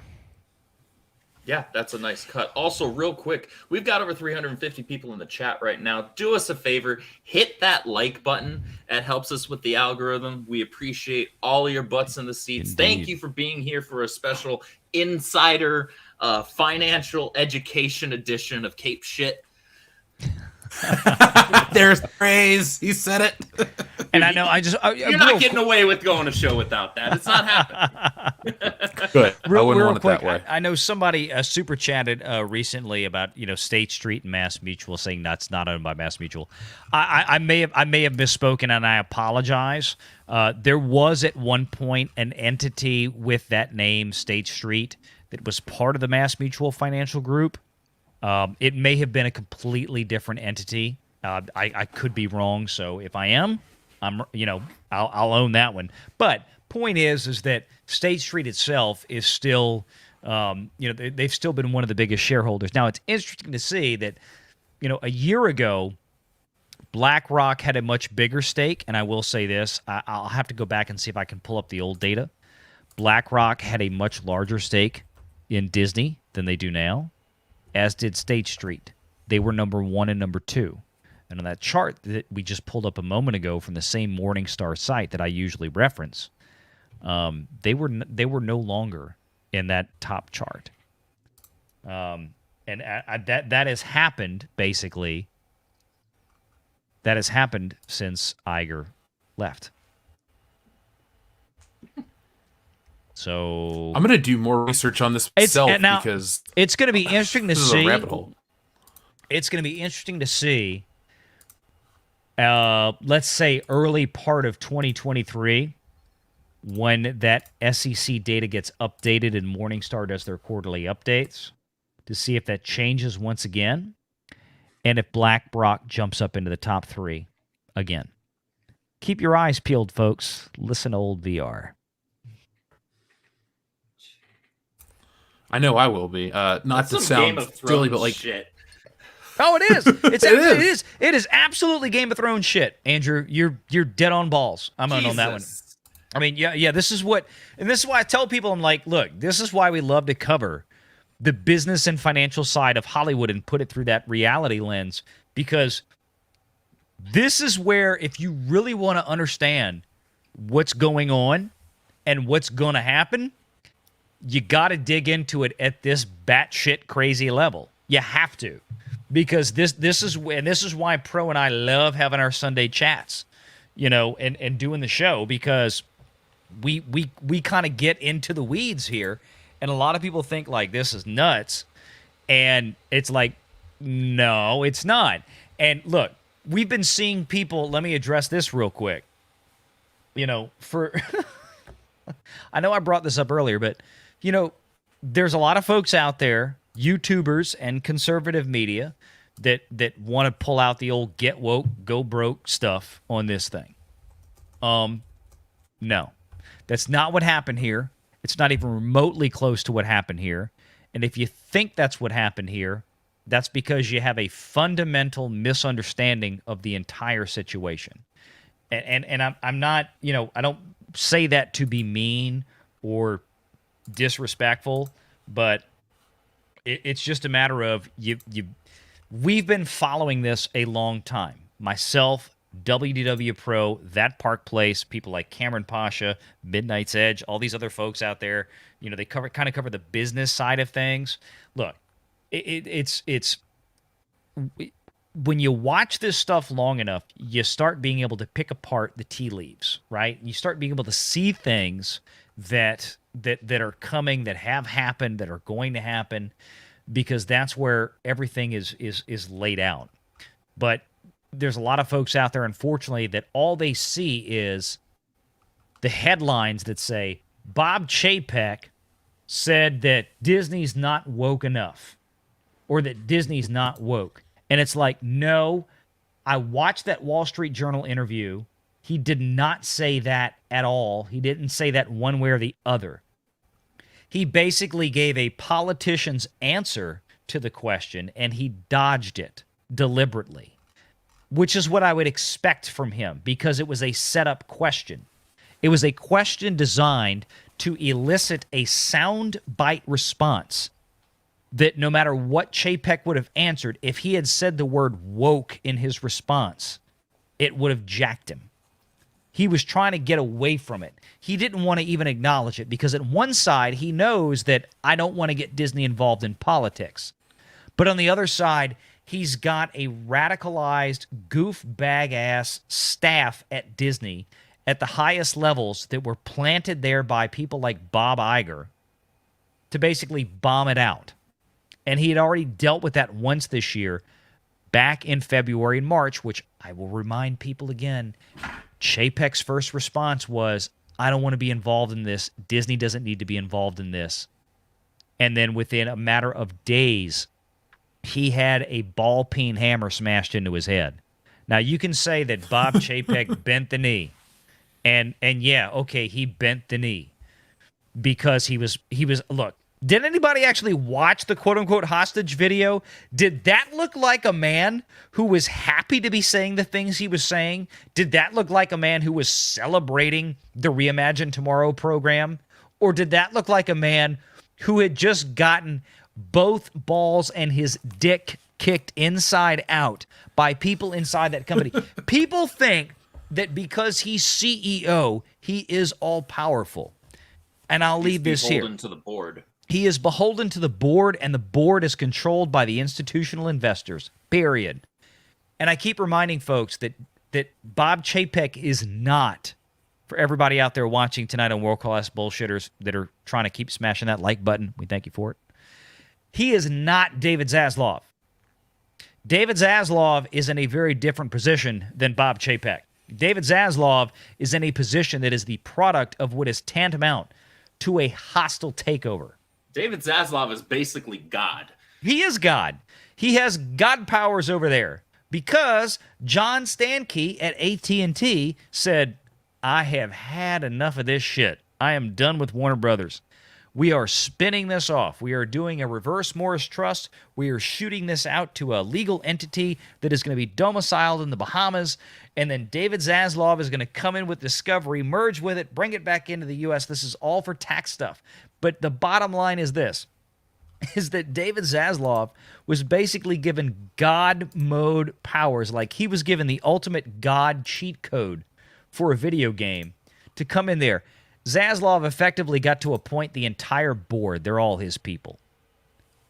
Bob Chapek was appointed by a board that he'd had no control over. That's the big difference. That is the big difference. You know, it's and that's what people are expecting, like Chapek to be able to have. I wish Chapek would have had Zaslav powers, because we wouldn't be having what we have right now. We wouldn't be in the position we're in. But that's also why right after they got rid of Chapek, the next guy to go after him was Kareem Daniel. They could not keep him around because he was the guy, if you remember, back when all this stuff started in February with House Bill 1557, the quote-unquote don't say gay bill. Who was the first person to come out and talk about this? Pixar. Pixar was bitching up and down saying that, well, basically, and they didn't name them by name, but, well, there's only 3 people above the CEO of Pixar, the president of Pixar.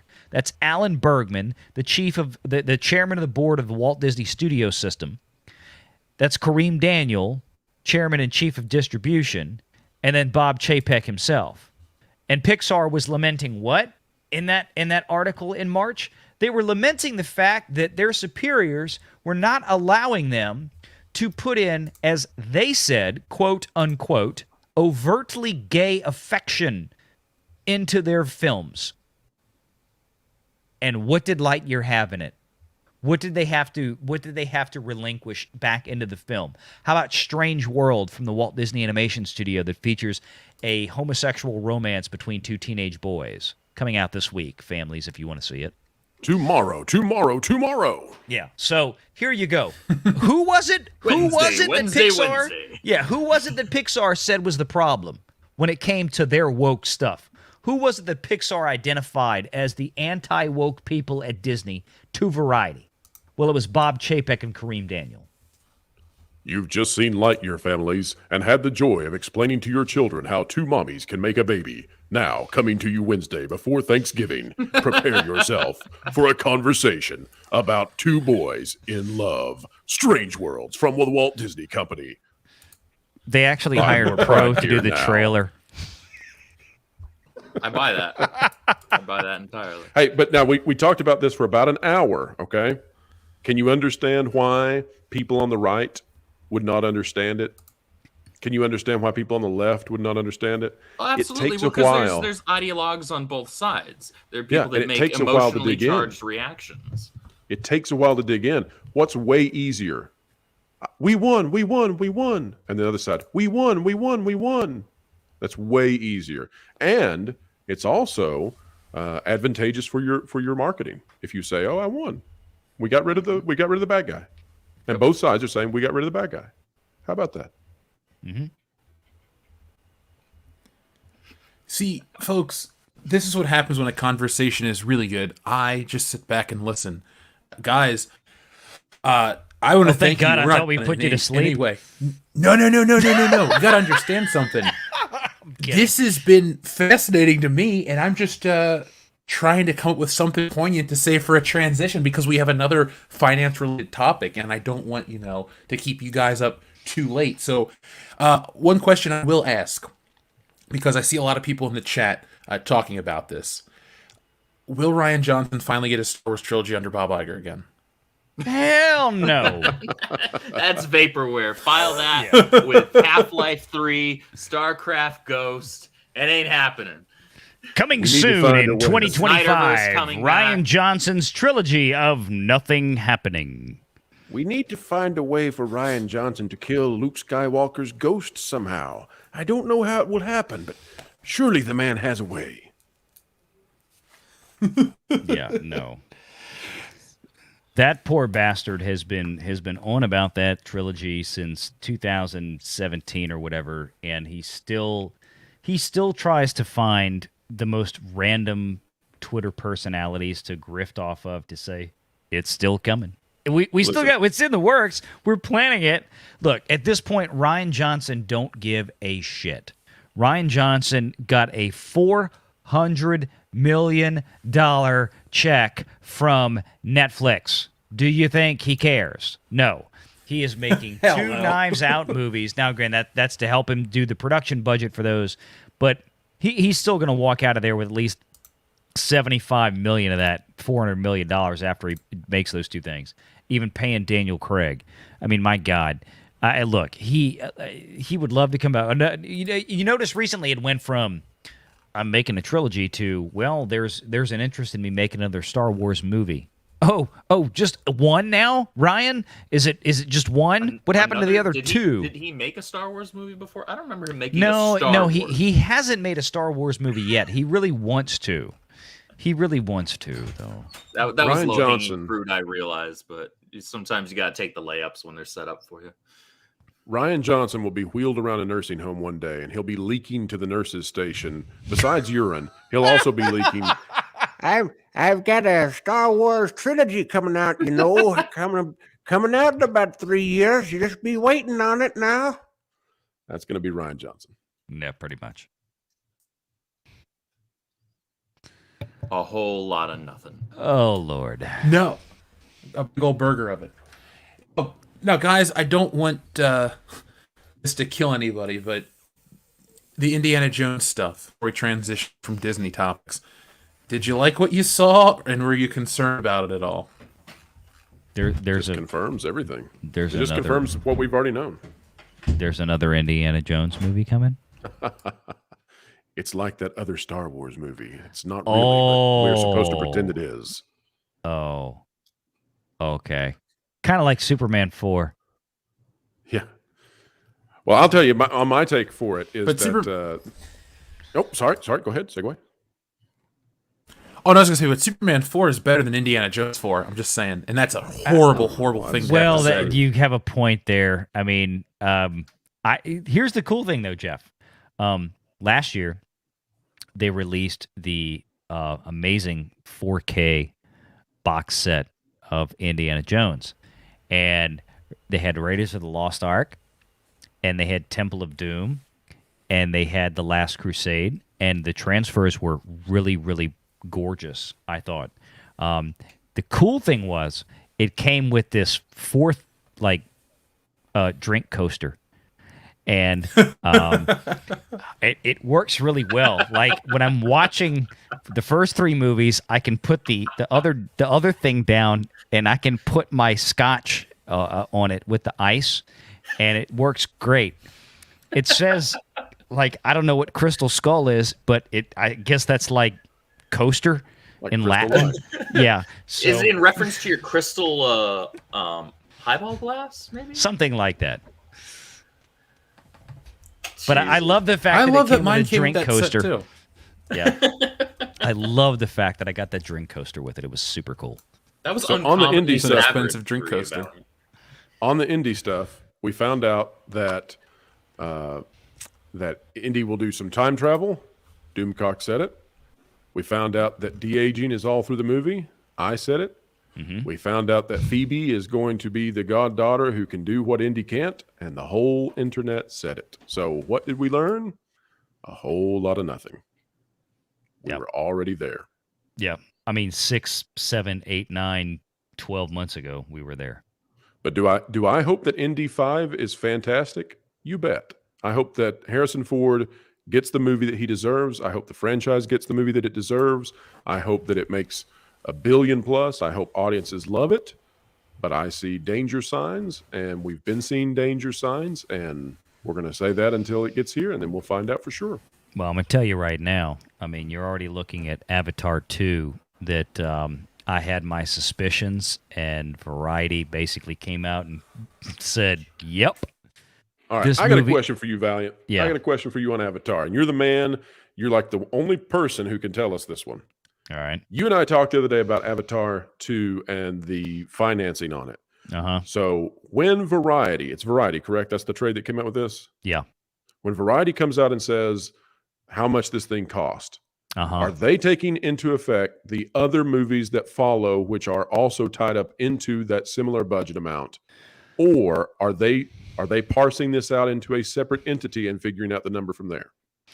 They're front-loading it, and I think very possibly correctly, saying that this movie's probably going to have to break $2 billion global to hit break even. And that's what I had in my head, because look, they talked about Avatar 2 having, okay, look, so for those of you out there in chat, how this worked was that James Cameron this was before Disney bought Fox. All this was being set into motion. James Cameron, in case you didn't know, has been working on Avatar 2 for the last fucking 15 years or whatever it's been. Oh God, it's a mess. But this came with the cup when Disney bought the prize over there at Fox. But $1 billion. That's what was allocated to the Avatar sequels. $1 billion with a B dollars. That may or may not include any personal investments from James Cameron and his Lightstorm Studios themselves. Think of like Skydance, right? And Top Gun Maverick that we saw this summer that was in tandem with Paramount. Skydance had some money in there. Paramount had some money in there. We got Top Gun Maverick. They both made a shit ton of money. So you got Lightstorm, James Cameron, if I'm remembering that right, is Lightstorm. And then now Disney. $1 billion. Now, everybody pause your brains for a second, and I want you to think about what has been the rage on YouTube and the interwebs for the last couple of months.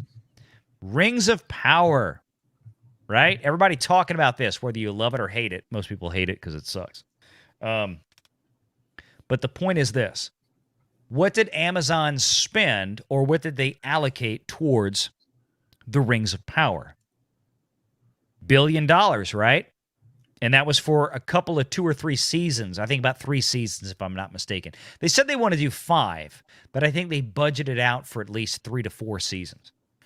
In addition to that, they spent $250 million just to acquire the name Lord of the Rings and to use the footnotes of J.R.R. Tolkien to build the show around.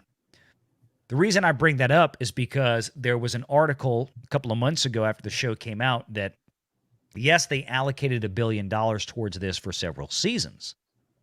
However, of course, when you're starting a show like this, there is a tremendous amount of CapEx that goes into this to build it. That is capital expenditure. That's short term in the finance world, CapEx.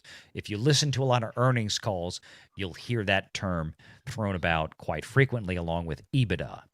But the point is that in the first season, what it actually cost Amazon to produce and finish the first season, so to build all the costumes, all the sets, all the props, so on and so forth, it was in excess of $400 million of that $1 billion. Now, a lot of those things effectively, you would presume, will get reused if they make a second season and a third season. And the amortization of those costs will decline over time. The reason I bring that up is because so too can we presume the same type of financial metric to be applied towards the Avatar films.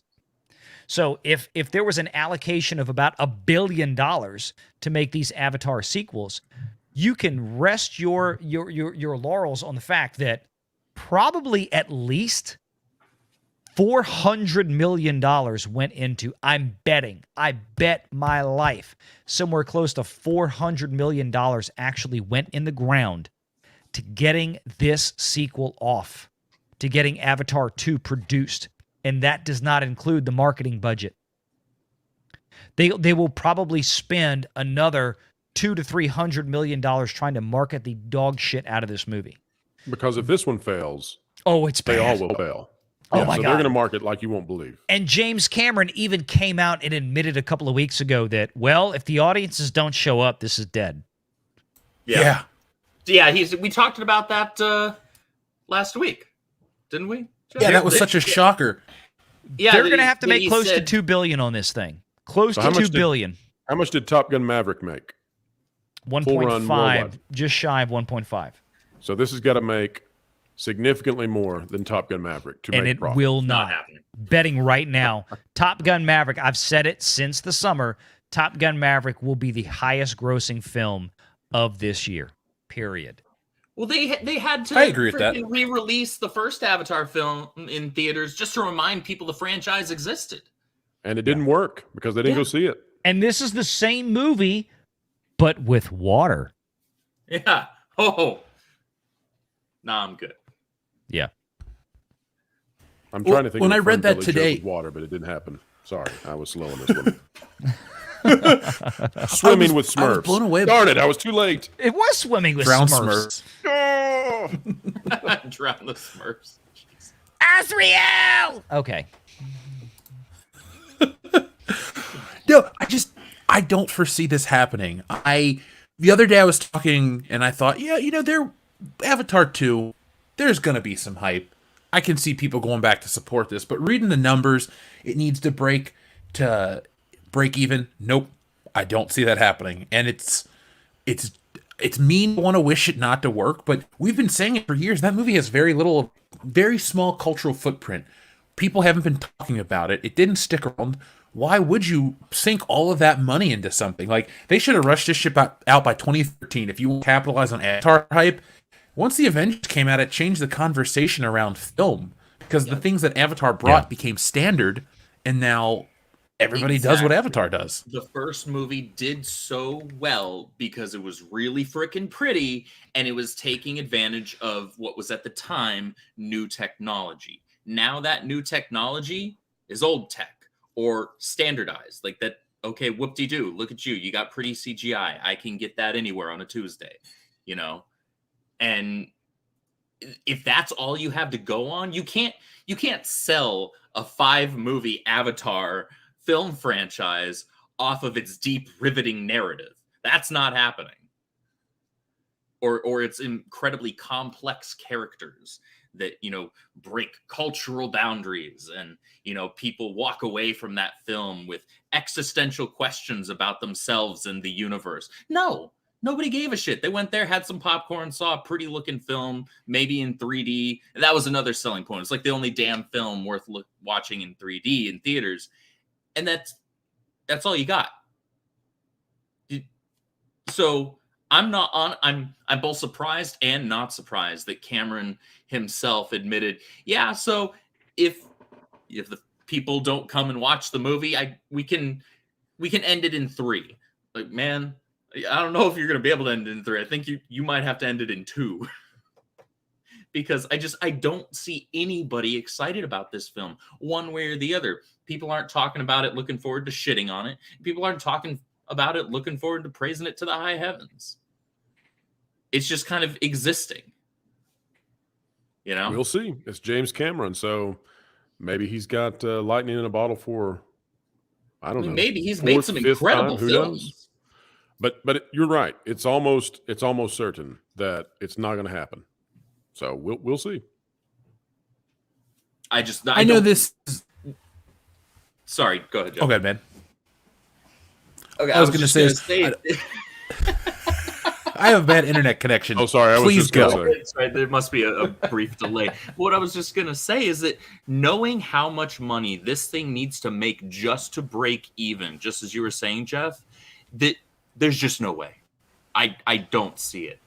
I do not see it. You got that with Top Gun Maverick because everybody that used to enjoy going to the film or going to the theater and having a great time in the 80s went and saw the movie and told everybody else to go see the movie. You know what happened? People went and saw the damn movie and it made a shit ton of money. I just don't see that happening with this.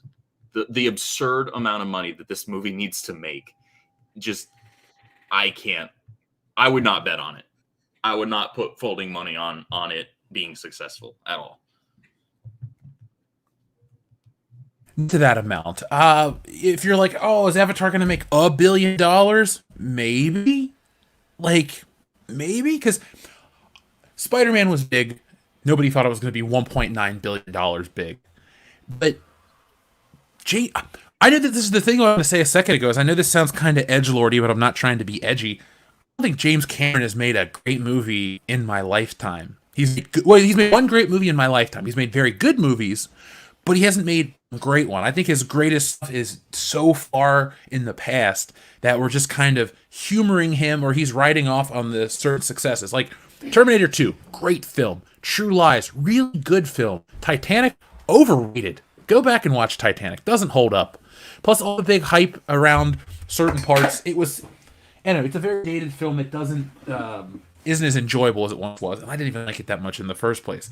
I didn't know many guys that liked Titanic. It was the ultimate 90s chick flick that made $1 billion. So that made it notable. Not because it was good, but because it's money. And that's what Cameron films are. They're just big, high-dollar films. They're not really, since Terminator 2, they're not that truly great. How do you guys feel about James Cameron? I mean, I love Terminator 2. Love Aliens. And Titanic is a movie. He got in a little submarine and went down and saw the Titanic, and that was pretty cool, I guess. Yeah. He's all right, I guess. That James Cameron fella, he's all right, I suppose. Nothing about. So you're saying this thing's got to beat Spider-Man No Way Home, eh? It's got to beat Spider-Man No Way Home to make a buck. Yeah, no way. No. There's just no way. Just leave it at no way. Not a chance. Alita Battle Angel was good. I happen to quite love that movie, and it's gorgeous in 4K. But I wouldn't call it an amazing movie. It's a fun as hell movie, at least it was for me. But I'm also a fan of the source material. I recognize that movie isn't for everyone. Somebody sent me 12 copies of it on 4K, and he's like, I want you to give it out to everybody you know because I stand by this movie that much.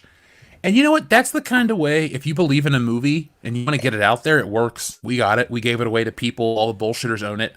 I'm all for that kind of grassroots movement. If you believe in a film like that, push it, promote it. It helps it. It gets it out there, and it makes a couple bucks in the process. Jeff has as many copies of that as he does Rose Tico dolls. Not wrong. I got quite a few. I like a good ratio. It's really like 3 Rose Ticos to 1 Alita Battle Angel, and then I'm happy. Pro, you probably don't realize this, but when Jeff started covering all the toy stuff, there was a gag, and he got inundated by fans sending him Rose Tico action figures. I just imagine that. What was the name of the Steve Carell movie where he was decorating the little taxidermied mice? You guys remember that? Dinner for Schmucks. Yeah, Dinner for Schmucks. I imagine Jeff playing out some sort of Dinner with Schmucks kind of sequence where he has all the Rose Ticos in his house, all role played in different little outfits, doing different things. There's an entire tiny city in his basement of Rose Ticos just going about their daily business. It's not creepy at all. Yeah. No. It's horrifying. So would you like to know what happened with the Rose Ticos for real? Let's do it. Oh, God. So I received over 60 Rose Tico figures. I opened them. I didn't take them out of the box. I took them out of the shipping box. I showed them on a stream, and then I put them underneath a table. What I'm going to do is donate them or use them for something in the future. But a listener heard that I said I live in Ohio, so somebody sent me another one to California, and that Rose Tico lives on our Blu-ray shelf next to the Goonies. So that's where that one is. But if you guys have suggestions of what I should do with it, let me know. There's a pit One day in somewhere. Zimbabwe, there'll be a delivery of 60+ Rose Tico dolls, and the children will say, "Why do I want this? No." I was gonna say there's a I pit wanted somewhere sustenance in America, right next to the deposit that Atari made of the ET game of Rose Tico dolls. It's got a Post-it note on it with love from Jeff. Renegade, did you see the Angry Video Game Nerd movie? Because the whole point is to go where the ET cartridges are buried. It's like the whole plot of the movie. No, I haven't seen that one. I mean, I saw where they found them and dug them up. So I saw that documentary, but I'll tell you this, and chat, if you could help me out here, there's a documentary about a guy in his late 40s or 50s who at one time held the record high score for some obscure arcade game. And the entire documentary was about him getting that arcade cabinet, putting it in his home because it was his only claim to fame in his entire life. and somebody had beaten his score, and then he goes back out of retirement with the machine in his house, like doing everything in his power to get the high score again so he can have meaning. And it was the most depressing documentary I swear I have ever seen. So what was the name? The King of Kong? Is that the name of the documentary? Yeah, Billy Mitchell's his name. No. This is a different one. This is a guy who's okay. I mean, maybe it is, but this is a different one, I think, because this was an obscure game where it's a guy who's down on his luck throughout his entire life, and he just goes to try to get that high score. Maybe it is King of Kong. I'll have to check it out in a minute and see. Did Tommy? Because if that's it, go ahead. Because that's all. Turns out that guy cheated too. Billy Mitchell, the guy that was the King of Kong, they went back and took his scores years later. I'm looking up to see if it's what I'm remembering. I remember that. It's a good one. Sadly enough, I saw it on G4 all those years ago. Oh, that was the most depressing thing I've ever seen. It was. It really showed you how grubby some of these people can be when it comes to like their spot history, and it makes me change whole perspective on that kind of competitive gaming. It just knowing he was a liar the whole time is really disappointing. Plus, he was already an asshole, so.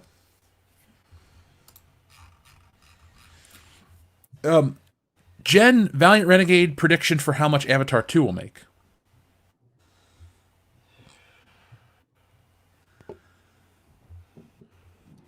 Well, he's not answering, which he should. Breaking news. Sorry, I was muted. It's actually the documentary I'm talking about is actually 1 in a Billion: A Man's Quest to Reclaim His High Score, which was about I can't find the guy's name, but he was I can't find his name, but he was he held the high score for an arcade game called Nibbler, and he literally So people, if you want to just really question all meaning in life, go watch 1 in a Billion: A Man's Quest to Reclaim His High Score. It's something. Be prepared. I don't know if I want to cry tonight. We've not handled any depressing stuff, so you know. Yeah, really. No, I was going to say, Avatar 2, it very well could be, I think, it probably would be the best retail box office for the Walt Disney Company this year. Now, will it actually turn a profit? It's very unlikely, considering what we know now, especially. But I think this could be the Disney distributed film of 2022 that could actually break the $1 billion mark. I don't think it will get as high as Top Gun Maverick, but I think it will probably land somewhere in the $1.2 billion range. I think that's very possible.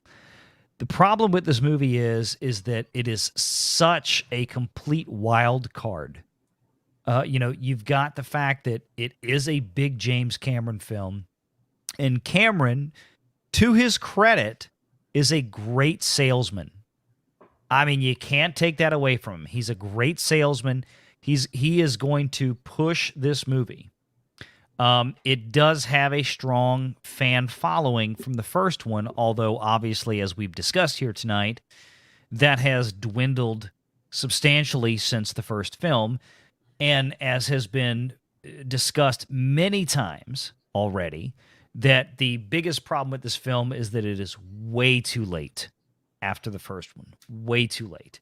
And the specter of and the mystique of the CGI and the visual appeal of this genre of film has largely worn off. Every Marvel movie, I mean, almost every movie these days is replete with CGI of this nature.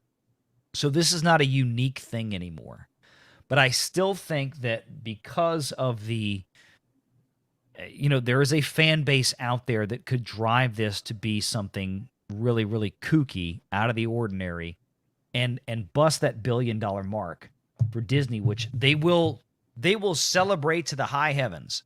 They will talk about it like it's the greatest thing that they have done, blah, blah, blah. But the fact will remain that it is unlikely that Disney will turn a profit on this film. Yeah, that sounds about right. That's what I'm hoping. I know Schadenfreude is rude, but it's a great Avenue Q like song. I only know the one the internet is for porn. Oh, you've never heard Schadenfreude from Avenue Q? No, just like I said, man, just the only internet is for porn one. That's the only one I know. Oh my God, that is a great. What's the other show. song that's really good? There's another really good song on that one. Oh, the whole show is tremendous. But no, Schadenfreude was a song. It was the song is sung by the actress who plays Gary Coleman in the Broadway show. It's a brilliant song. Yeah. I'll have to check it out. Maybe I'll put it on tonight after the show. Now, guys, is there anything else you want to say about Avatar? I know we talk a lot about the financial stuff, but is there anything else you want to add? I mean, look, I think we covered that one, huh? We've talked a little bit of shit about. I know I have, for my part, of how people had to be reminded the franchise even existed. Blah blah blah. I enjoy going to the movies and having a good time watching a movie.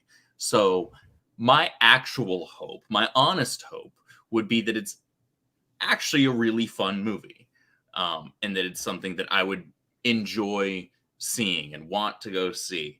I just don't have that much confidence that would end up being the case here. It has no competition. Am I wrong there? I mean, there's nothing. So So if people want to go see a movie, this is it for Christmas. Yeah, there's nothing else coming out this December, really. We saw the trailer on Monday Night Football, the new exclusive final trailer, and man, it was hard to pay attention to it. Like the way the announcers made it sound, and finally, here we are, the new trailer for Avatar. I don't know what this fucking movie's gonna be about. And then, the trailer is just kind of, it's like the other trailer. It's just a bunch of pretty visual scenes, and I think the last thing I'll say is, not to sound redundant, is Avatar looks... A PlayStation 5 game looks close enough to Avatar, or an Xbox Series X game looks close enough to Avatar that... What's the appeal of it? Oh, it's this great story. Okay, but I go to a movie to watch people tell a great story. James Cameron's movie inside a computer is not above criticism. Much like the Star Wars prequels were torn apart because George Lucas made a movie inside a computer... At least he made a movie inside a computer that has a compelling story. Avatar's boring as shit, and I don't care about the CGI nature. All the stuff that James Cameron spent time with this movie, look, bro, it's the same shit that they put effort into a video game, and I'd rather play the video game and have the experience and, do something, instead of spending 3 hours and 10 minutes on Christmas watching blue people in water and some spiritual, soulful music and some woman wailing over the fucking moon or something. I don't care. Like, I can't be any clearer about Avatar 2. I fucking don't care, because the first one wasn't that good. And everybody thinks, that hopes this movie's going to be the second coming. Hey, good luck. I hope you have a nice holiday season. The only reason we're going to see this movie is because my friend Dion of the World Class Bullshitters show bet $100 that Avatar 2 was not coming out. So he has to pay up in Avatar 2 tickets. So we will go to this movie just because Dion fucking buys the tickets. Thank you, Dion. I love you, man. But why would you make the worst bet in history? I'll never know. It was a bad bet. Dude, it was the worst. Would you do me a favor, Andrew? Yeah. Want to pick us a number so we can get away from the bad bet and move on to something a little happier? Let's see, it was 17. Hello! There we go. I'm here for it. Now, guys, we're going to check in with the audience, and then we're going to talk about our final topic, which is the massive percentage drop-off for Black Panther weekend 1 to weekend 2. It'll be a nice way to close out this awesome Disney-centric episode, because we hit great topics, but we hit the important topics. Not a lot of fat on this episode. A lot of meat. So, S.A. Troubles, we already read yours about the slap nuts and that you get what you deserve, right? Did anybody else request those buttons? Now we play those ones. Cool. So now we're up to date on the buttons. Thank you, though. SA Troubles. Adam Walford says, "Hey, Jeff, I sent you a picture on Twitter." Adam Walford is a photo of the Power Rangers, the Warhammer 40K figures painted as Power Rangers, because I thought that was a cool photo.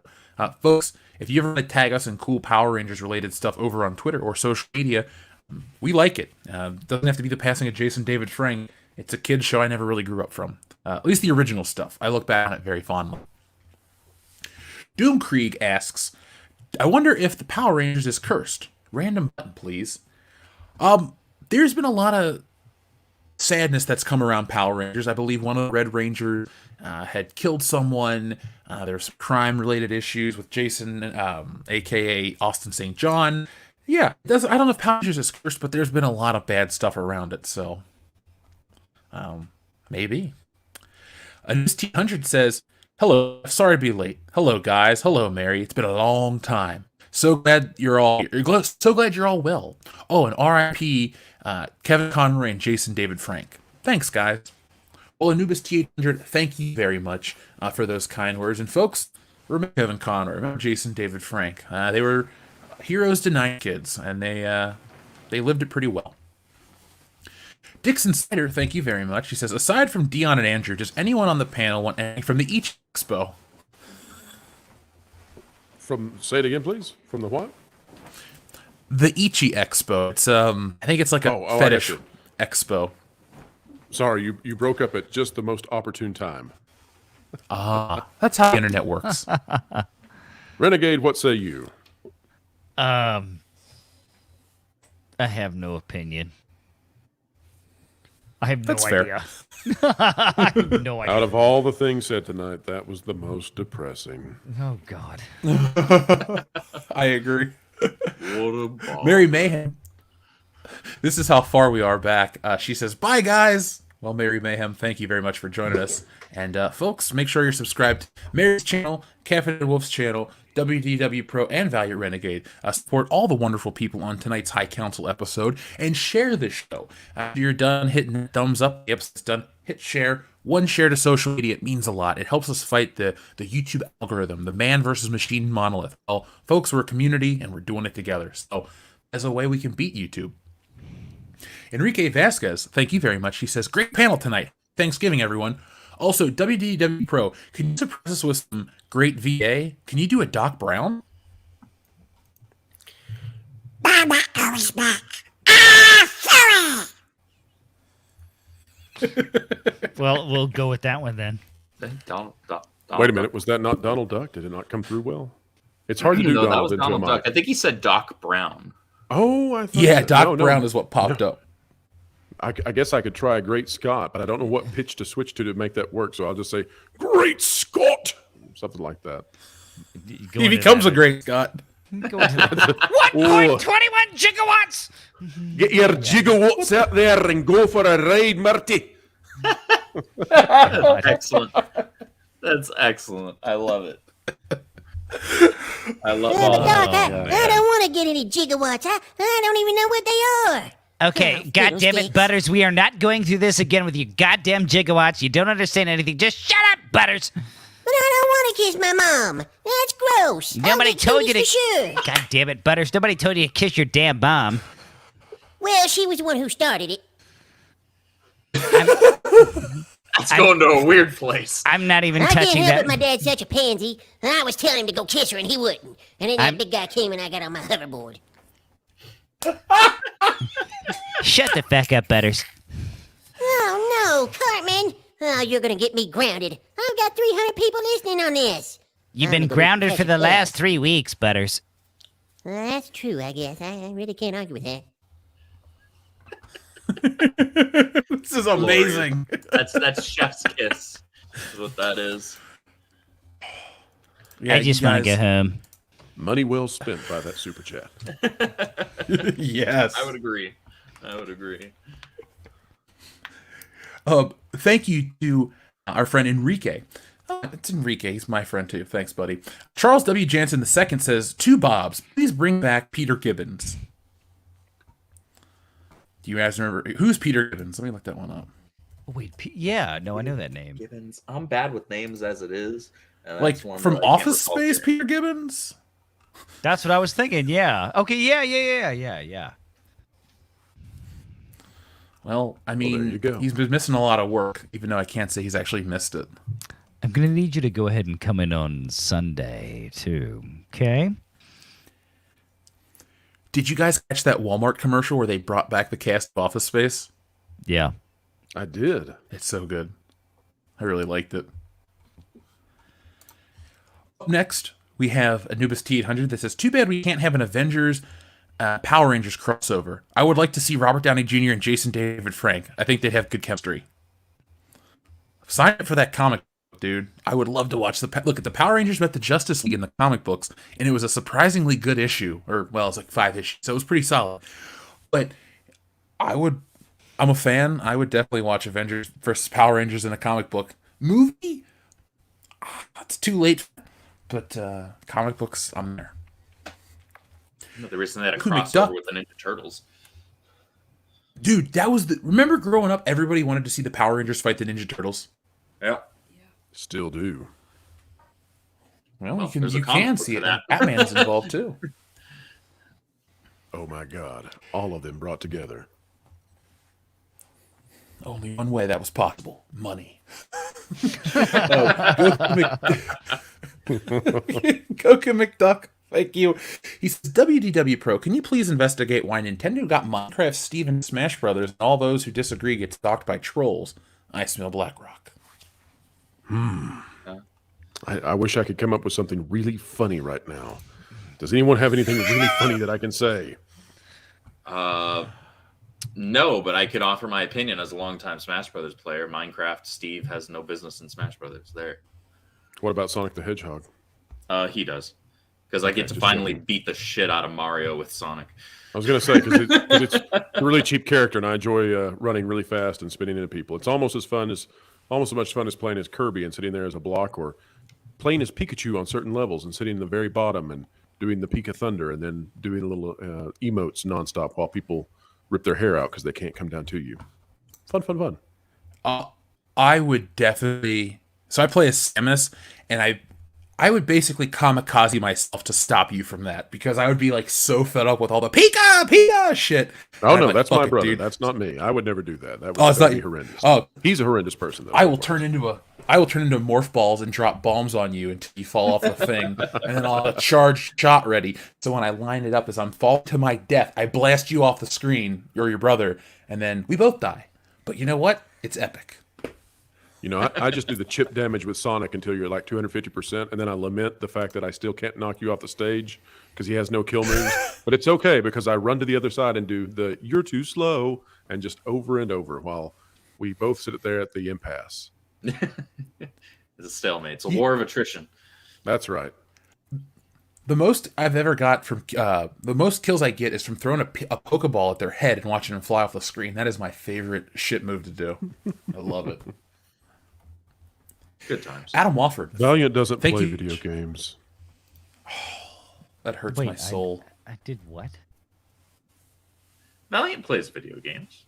Does he play video games? He really didn't. I mean, his answer didn't imbue confidence in that. I don't so- play a lot of the modern ones. I mean, do you want to see my slate of 90s and 80s and 70s video games I have sitting next to me? We know how old you are, Valiant. What's the best? What's the best arcade cabinet, Valiant? What's the best? Arcade?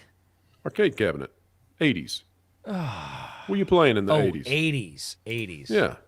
Oh, I mean, all of my fondest memories were the classic Atari stuff. I mean, the Galagas. You remember Jumpman?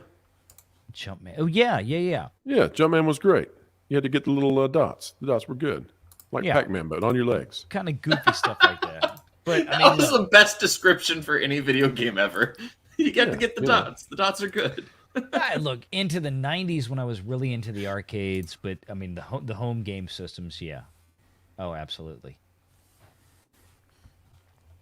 My favorite arcade game of all time is a tie between X-Men, Simpsons, and Ninja Turtles because in many ways Oh, the they're all Simpsons, the same game. OG Simpsons game was great. Yes. On that, I would have to vote for the X-Men cabinet because it has 6 players on it. But I hold a man, that the Ninja Turtle cabinet was great. It's just great. I Many a remember quarter was when spent. I was about to say I remember when Turtles in Time came out, and I think that weekend in Destin, Florida, me and my friend put about $20 into that machine during those 2 to 3 hours, and we beat the game. It was like right after it came out. I dumped an unholy number of quarters on the Marvel vs. Capcom 2 arcade cabinet. The whippersnappers out there may not remember either that at arcades, there was a time when the Street Fighter and Mortal Kombat cabinets would have lines to the machine. And so if you lost, you had to go to the back of the line. Yep. And everybody was gunning for the guy who just kept playing and kept playing. You wanted to take him out. But then also you did a little crowd forming because the people were so impressed. I was a little too young to get into the first Mortal Kombat competitively, so I had it on the Super Nintendo, and I loved Mortal Kombat. I loved Street Fighter. But to keep in the theme of tonight, I thought one of the greatest missed opportunities of the 90s at the arcade, there was no Power Rangers video game. I mean, yeah, it was on Super Nintendo and Sega, but you'd think you walk into an arcade and there'd be a great Power Rangers beat 'em up, but no, they were too cheap to do that. Come on, Capcom. What were you thinking? And we know what their budget weren't. was. That's the problem. We've seen those costumes. It was just a sprite swap. It was so cheap. Why did you people not make it? Dude, the Power Rangers game for Super Nintendo, it's a sprite swap for every Ranger, so they all look like the Red Ranger, even the chicks. Like, the Pink Ranger wears a dress in the show, but in the game, she's got giant thighs and muscles. Why is the Pink Ranger so mannish? Maybe that's the problem. Maybe we didn't realize that was the beginning. Oh, Power Rangers was the harbinger of doom for society. That's right. Let's keep in checking with the audience because we have one more topic we're going to cover tonight, and we want to give everyone ample time to get rested up for the holiday season. But thank you, Adam Walford, for... thank you, Goku McDuck. Adam Walford is up next. He says, that's an extremely risky move to her, that close to the chopping block. Also, that's some heavy lifting her. Here, it makes me think she or someone has been planning this for a long time, maybe last year. That's the Christine, was it McDonald woman? Or Christine somebody. What was her name? McCarthy. Sorry, I misspoke. CFO of the Walt Disney Company. Yep, she's a mean one, all right. Coal in her stocking, no doubt. I'll shit in her stocking. Pluck971, thank you very much. He says, State Street is not owned by Mass Mutual, but Puck, we did read that one earlier, and Valiant did comment on that, so thank you very much for the clarification. Go Big Boar, go home. Now, folks, this is a YouTube channel I highly recommend. Our buddy, Sean Firefart, is a cool dude who knows his stuff. So if you need any kind of information on anything firearm related, you go to Go Big Boar, Go Home's channel. Also, we got to hang out this weekend. So, folks, when we make these rounds, we love to hang out with other people that have channels, other listeners, other people like that. 2022, we were able to hang out in Texas, Arizona, and a few other places. So let's make 2023 an even bigger year. And now, let's read the super chat from friend Before Go Home. He says, I just watched Beverly Hills Cop 2. We need to talk, Jeff. Can I give you details on the gun stuff of the movie? I can give you details on the gun stuff of the movie. Dude, Go Big Boar, go home. Give me a call, man. Let's talk about Beverly Hills Cop 2. He's going to tell me how accurate the 308 auto mag is and all that stuff. Is that what he's going to say? Yeah. Darian217, thank you very much for your generous super chat. Darian says, what's your prediction on Avatar 2's box office? Going by the last film, it said it needed to meet its mark. No Time to Die had an article releasing it said it needed $900 million to break even, and it got 774. Over under 1 billion. So we did talk about this. Now going backwards, I remember the Bond stuff about how it needed $900 million to break even. So do you think they're going to try to twist numbers when Avatar hits home video? Do you think they're going to make some kind of special edition releases and all this other fuckery just to try to make more Avatar money if it underperforms? Or do you think they're going to have the balls to admit they overestimated demand? Well, if you need $2 billion, you're going to do anything you can because that's going to be quite the order. Yeah. And with Bond, it got relatively close enough in the box office to the point to where I think it was like 30 days after it was in U.S. cinemas, especially. It had already hit PVOD. So they sold a decent amount of premium video on demand rentals and sales. And this is where the whole issue with profitability has gotten really skewed and muddied since COVID and the lockdowns ended. Because when theaters reopened, right, the dynamic changed for how theaters were getting films, how studios and distributors were releasing them into these windows. So it's possible to where, I mean, at the end of the day, the film just has to make money. And if it makes money in the theaters, or if it has to add some PVOD to it at the end to really make it, okay. Avatar is one of those things that is going to draw a lot of post-theatrical purchases just because of what it is. The rest of the Disney slate, not so much. Because, and here's the thing to consider. It's a James Cameron movie.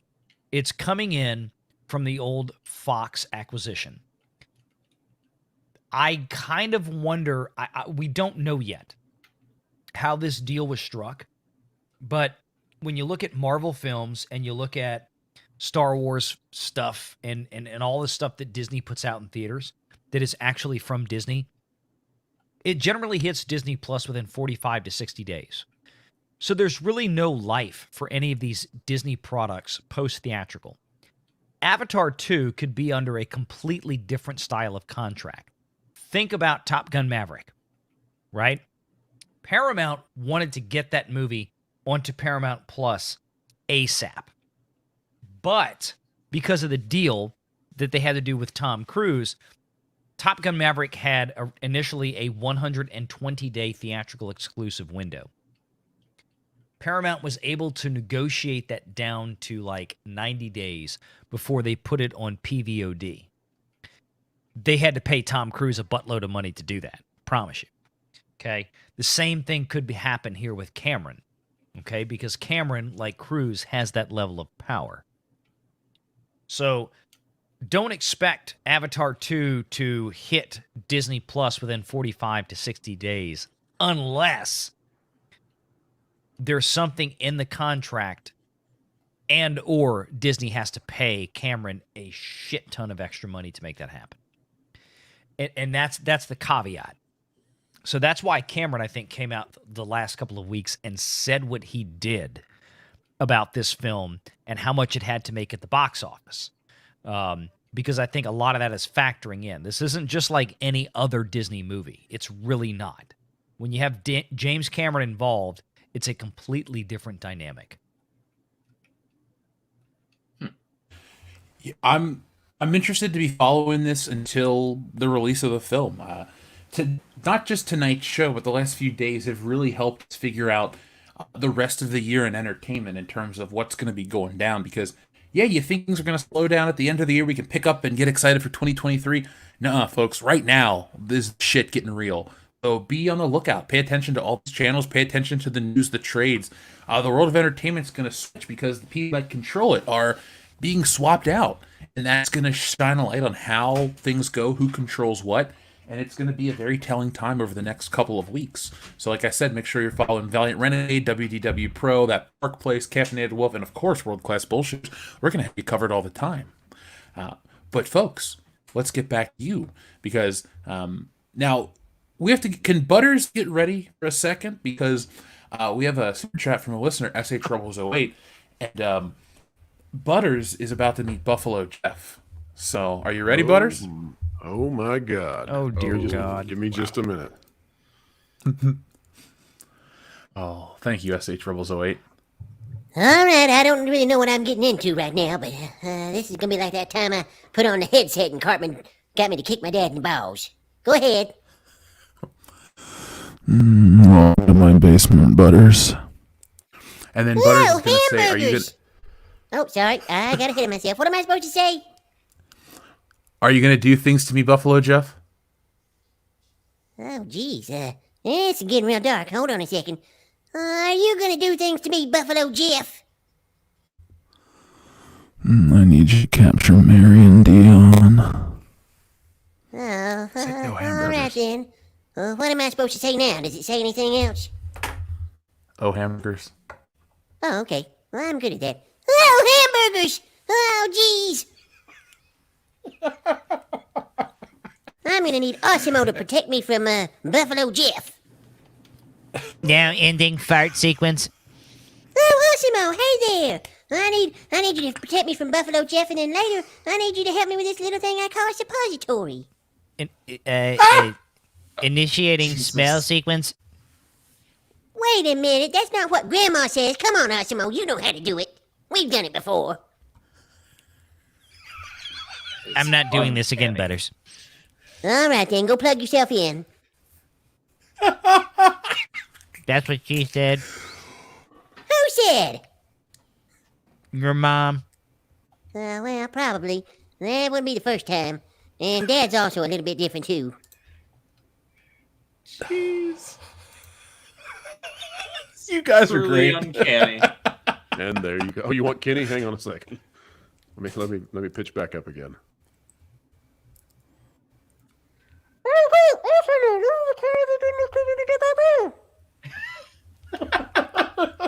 I'm gonna be honest with you, Kenny. I've never understood a single word you said. Your family's poor, Kenny. Your family's fucking poor. All right, that went a little too far, though, Cartman, Kenny. honestly. It's a little harsh. Dude, Cartman, leave Kenny alone, okay? Just being poor is not bad. Shut the fuck up, Kyle. That's a little harsh to Kyle. Shut up, Butters. Okay, then, maybe it was just right on point for him. Oh my god, dude, we're gonna get a copy strike from fucking Paramount soon for playing clips of South Park. Parker and Stone are being like, the fuck are you guys doing over there? It's okay, we didn't sing any songs, so we're all right then.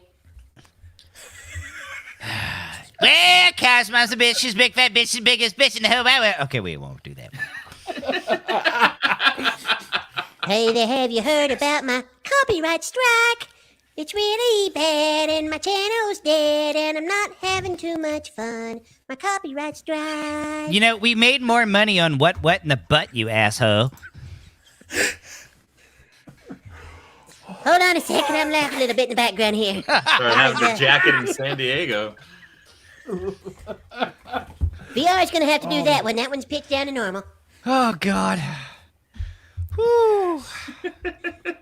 Dude, that was incredible. Indeed, it was. Yeah, maybe next time we'll do a frog or something. I don't know, but yeah, South Park was all right tonight. Good job, fellas. Yeah, good job. Yes. Yeah. Oh my god. I told you guys this was a super show, did I not? See, folks?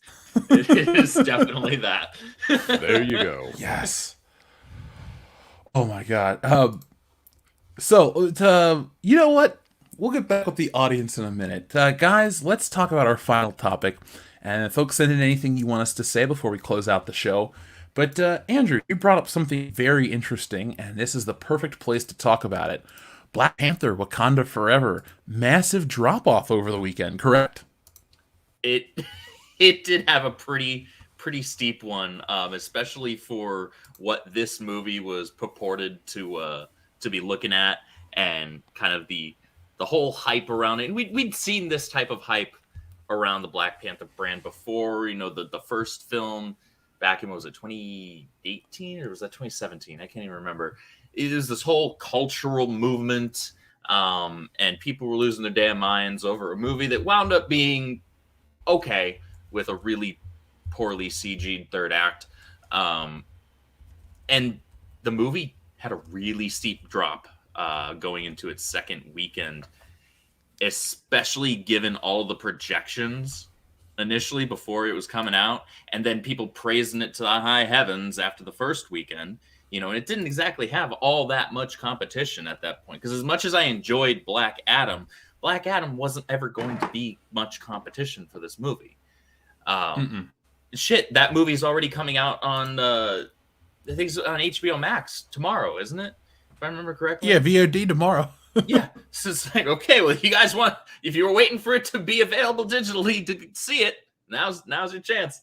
Valliant has a bit more perspective on this than I do, but I just find it hysterical, and it's very telling that people are just they're checked out of this phase for the most part. You had your outlier with Spider-Man No Way Home, which was half decent if you just count the great performances in the third act. Distributed by Sony Pictures. Exactly, yeah, and distributed by Sony, and that's an important differentiating factor. But though it's still part of this phase of the MCU, that is still worth noting. And then you had Doctor Strange Multiverse of Madness, which was not a particularly great movie, but did do decent numbers. And then that's it. Everything else from this phase has just been not performing. And this is falling in line with that. I mean, by just a very cursory estimate, Sony made more money in the aggregate with Spider-Man No Way Home than Disney did with every other film in Phase 4 combined. Yeah. I mean, that's where we are, folks. That is where we are. I mean, I don't know how else to put it. It's a shit show out there. Wakanda Forever included. People are looking at this like, oh, it's going to do this, going to do that. Oh, no, it's going to get over. And look, my initial estimate before this movie opened was it's going to finish in between Thor: Love and Thunder and Doctor Strange. And that's about it. Guess what? It's about to finish between Doctor Strange and Thor: Love and Thunder, just like I said. Now, as the first week opened up, I started questioning that projection to the low side because the weekday performance was so piss poor compared to Thor and Strange that it was shocking. And we already have Monday numbers for this week. And it's a holiday week, right? Everybody's out of school. It's basically like the summer right now with Thor. And it's still not doing very well so far on the Monday numbers. It's just not there. And yeah, it's probably going to get to 800 million and maybe finish around 850 at this point. You got to remember that pretty much everything since Endgame, throwing Spider-Man out for a minute, by the end of the 10th day, that is to say that by the end of the second weekend, roughly 70% of the total box office is already baked in. So that's going to put us somewhere in the realm of about $800 million-ish with this film, depending on how well the weekdays for this week goes along and how well it does this weekend. And as Pro and I discussed on the first of the two Sunday shows, we didn't expect the second one, obviously. Look, Strange World is not getting any type of push from Disney, I think deliberately. I don't think they wanted to throw any more money down the toilet after this one in terms of marketing. Mm-hmm. But if you're a family that is gathered together over Thanksgiving weekend, traveling or not, and you're going to do a rather typical American family thing, and you say, hey, let's go see a movie this weekend with the family and the kids, the grandkids or whatever. When you're looking at what's out there, what are you more likely to go see? Are you more likely to go see Wakanda Forever that's already going to have been out for 3 weekends at this point? Or are they going to gravitate towards, oh, look, there's another Thanksgiving release of a major Disney animated film? I think that's kind of what they were counting on with Strange World, is to just be the fact that it has the Disney logo on it. I think the movie could still, hopefully, I mean, for Disney's sake, for God's sake, still pull at least 30 million, which would still be a disaster for this film in its opening weekend. Don't misunderstand. It could actually beat Black Panther this weekend. With no marketing. It could actually happen. I'm not saying it will, but it could actually happen. I mean, Wakanda Forever literally skipped the entire second weekend of Black Panther in terms of revenue. Completely skipped it. Black Panther opened with $202 million in 2018. Its second weekend was $111 million. By the end of the second weekend, Black Panther had already gone 2x from its opening. It was at $402 million by that point. The third weekend of Black Panther was $66 million. The second weekend of Wakanda Forever was $66 million. That's what I mean when I say it literally skipped the entire second damn weekend of the original Black Panther in terms of revenue. I mean, that's how bad this is. And, to be very clear, that is with ticket prices for this film, Wakanda Forever, being higher, being somewhere to the tune of 30 to 40% higher than what the 2018 film enjoyed. So you're talking about a movie that has lost over half the audience from the original and has dick nothing for toy sales right now. Yeah. Already headed to Ollie's and Discount Treasure Hunt, folks. One more thing to add to what Valiant's saying. These toys are going to end up along with like Eternals and Thor: Love and Thunder and all that type of stuff. They're going to end up in the same discount bins as freaking Last Jedi and Rise of Skywalker. Nobody is buying them. Nobody cares. All the other movies that Valiant was listing, the other Marvel movies that had those drops, they came out in the summer, or they came out with Spider-Man No Way Home came out when Christmas Eve was part of the formula there for the second week drop. But these other Marvel movies like Strange and Thor, they came out in the summer. This movie, Wakanda Forever, has no competition at all. So it is unlike those in that there is nothing to pull the tickets away, and yet it still is having its drop. Were there another movie, another option for people to go see, this would be even bigger than what you're seeing right now. Mm-hmm. Yeah, these are the pictures from Target this past weekend. So, or no, this is actually last weekend. So what you're looking at is 3 weekends in to when this end cap was placed. This is the opening weekend for Wakanda Forever.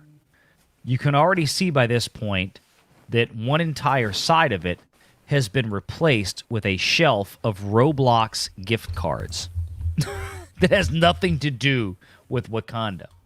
All the toys that you see there are in the same position and have been sitting there at this point for over 2 weeks. Valiant, how many shelves do you count there on that end cap? I count 2. How many rows we got? With some pegs. There's 2, and they having been in retail management for several years, that's called bullshitting facing out your yeah, I'm not even kidding.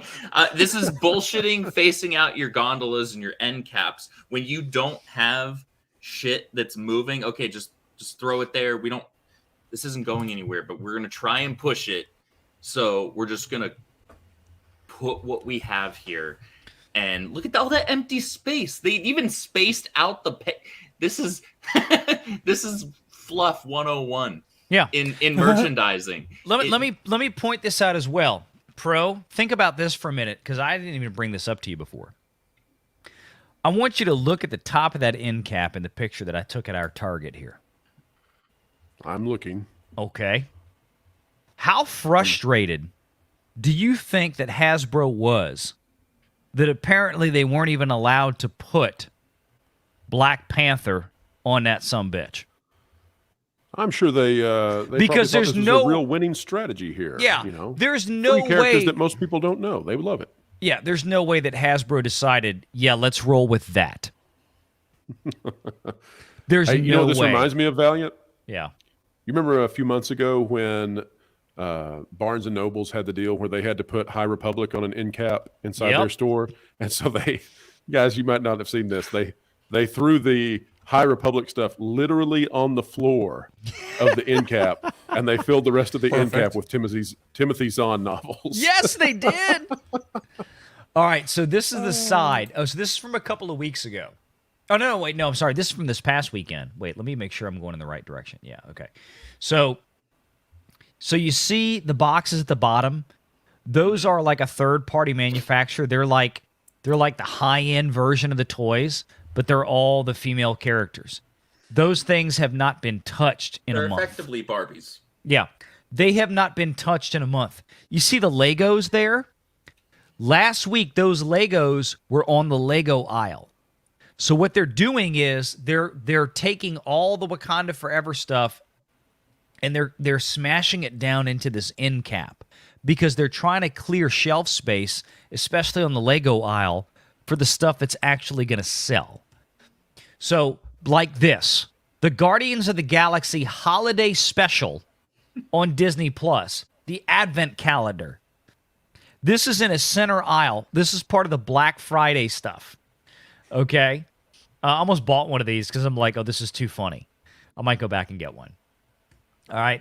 But here's this past weekend. This is what changed, folks.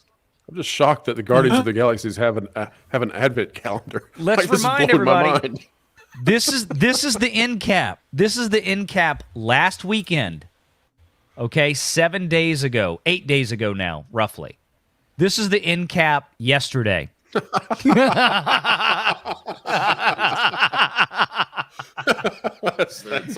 are not Wakanda Forever Nerf guns. Darn. I know you wouldn't do this, but this would be the greatest prank ever if you actually replaced all of the Wakanda Forever stuff with Nerf guns, took a picture, and just walked out. Okay, to be clear, I did not do this.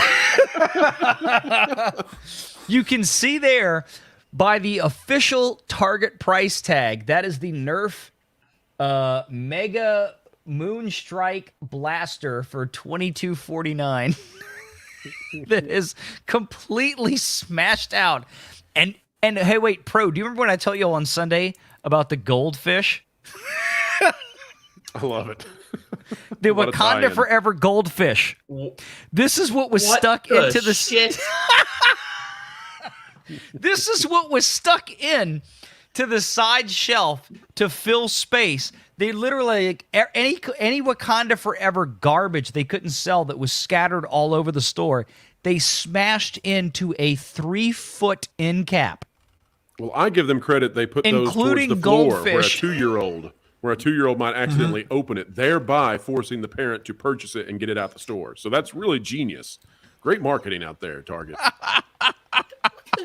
Put it where the toddler might accidentally get a hold of it. You can see all the Nerf guns right next to the goldfish on the left. I mean, how do you? It's glorious. This is what I got. None of this stuff has moved. It's all just sitting there. It never will. Yeah, I mean, it's just they've smashed everything in here. This is the shelf from a week ago, I think. Everything has been smashed in here.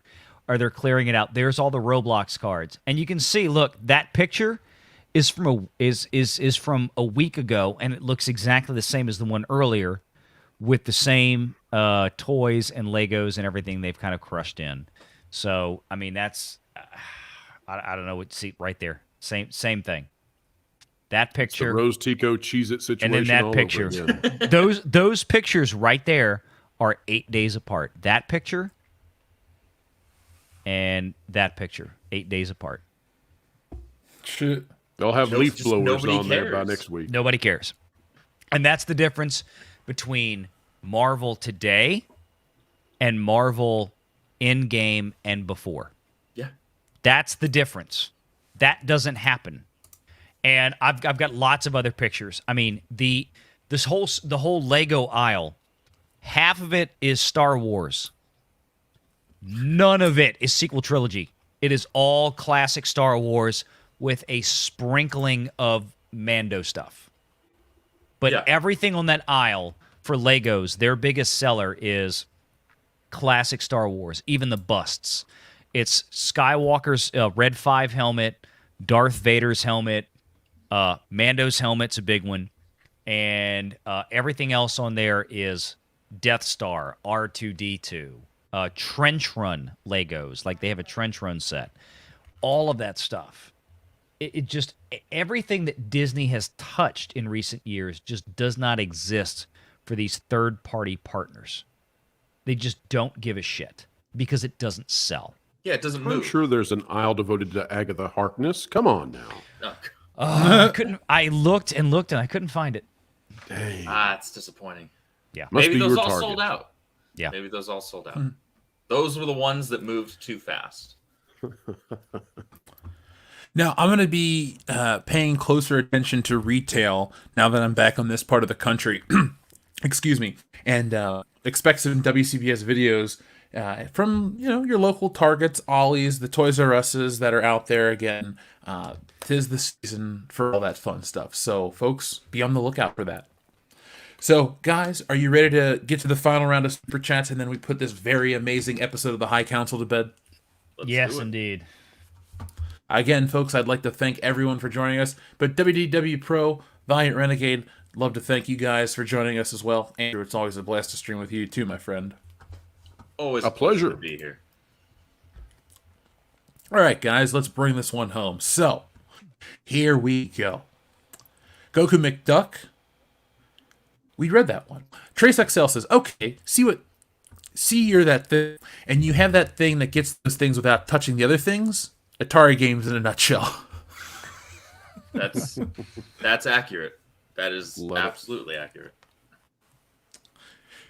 TLJ Your Job says, Dion should bet on UCLA winning 1917 like Biff. Yeah, he should. I agree. Be like Dion, be like Biff. Needs the almanac. Gray's Sports Almanac. Charles W. Jansen II, thank you again. He says, do you have any faith in James Gunn and the Guardians of the Galaxy 3? Well, the first two were great. We'll see. Yeah. I love the first one. I think it's a classic. The second one is fine. I don't hate it, but I couldn't say with honesty that I love it like I do the first one. I could watch the first one on repeat. The second one's good. I don't know. We'll see. It's hard for me to have literally any interest or investment in current MCU. The second one is good, not great, but it does have "I'm Mary Poppins, y'all," and that, it does that have line, the "I'm Mary Poppins, y'all" line. That line is worth at least $1 million. Agreed. I can't argue with that. Yeah. I enjoyed Guardians 2 quite a bit. I really liked the Yondu stuff. I have faith in Guardians of the Galaxy 3. I mean, the other two were fine, like good, really good. I think I got turned off a little bit by the hype of the first one, but when I saw it, until I got kind of turned off, I was really into it. I really enjoyed it. So, yeah. And, yeah, James Gunn can pull it off. He's done it 2 other times. So, that Christmas special could be interesting as well. Darian217, thank you for both of these. He says, are you doing the Survivor Series War Games Drunk stream on Saturday? Yes. Folks, you can join us. That is already up on the channel. This Saturday at 7:30 p.m. Eastern Standard Time, we'll start the WCBS Survivor Series Drunk Watch Party. So we will be doing that and have a lot of fun this evening. Or that's this Saturday evening. And now time for your random Steiner button.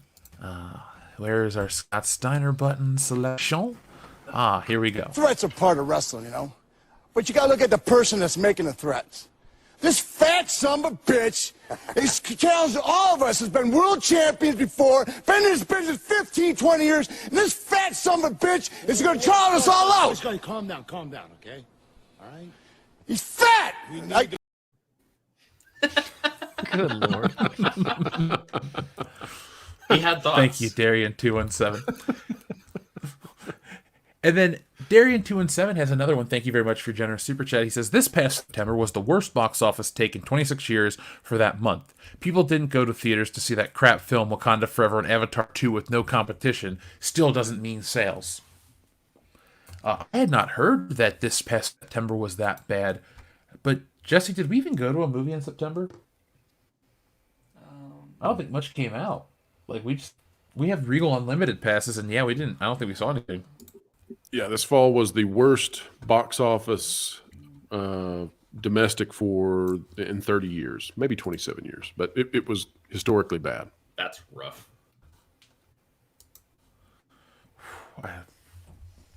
I say it like this. I don't want anyone associated with these films on these lower levels losing money or having their jobs affected by this stuff, but I mean, they're making really bad movies these days. I'm not surprised we're getting terrible box office returns. There's better stuff out there. There's so many other channels of entertainment. Why settle for less? The market speaks.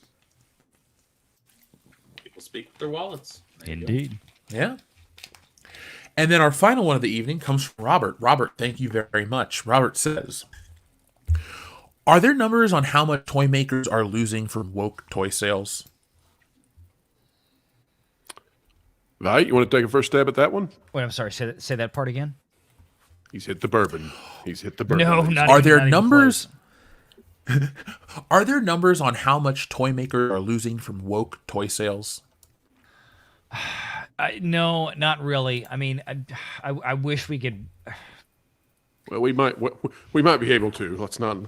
Yeah.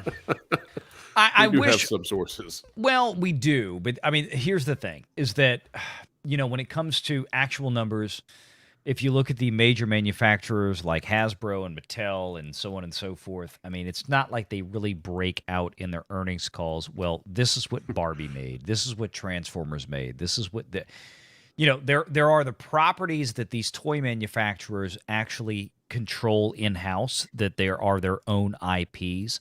I mean, you look at Hasbro and Mattel, they've been trying to branch out into their own television studios and productions now more and more and more based on their own IPs. It's hard to peel that out away from, well, here's the stuff that we pay Disney for, for licensing for Star Wars versus Marvel versus this, that, or the other thing. Or we pay licensing for DC, so on and so forth. They don't give us the actual numbers. All we know is from the sources that have reported to us saying that, well, the licensing revenues that we're paying back to companies like Disney have declined precipitously. Now, we can obviously presume that is due to the fact that the relative sales have gone down at a commensurate rate. And that's the thing we can look at. Now, does that tell us whether or not that those companies are losing money or still making money on that? We don't know for sure. I would think they're still making money on it because there's enough meat on the bone with the classic characters, particularly when you look at things like Spider-Man, Iron Man, real Captain America, like Steve Rogers Captain America, not bullshit Captain America. Or other characters that have been very popular sellers. Black Panther was one of those very popular sellers for these toy makers. They were not happy when they decided to not have Black Panther in the next Black Panther movie. And we just showed you the pictures of what's sitting on the Target shelves.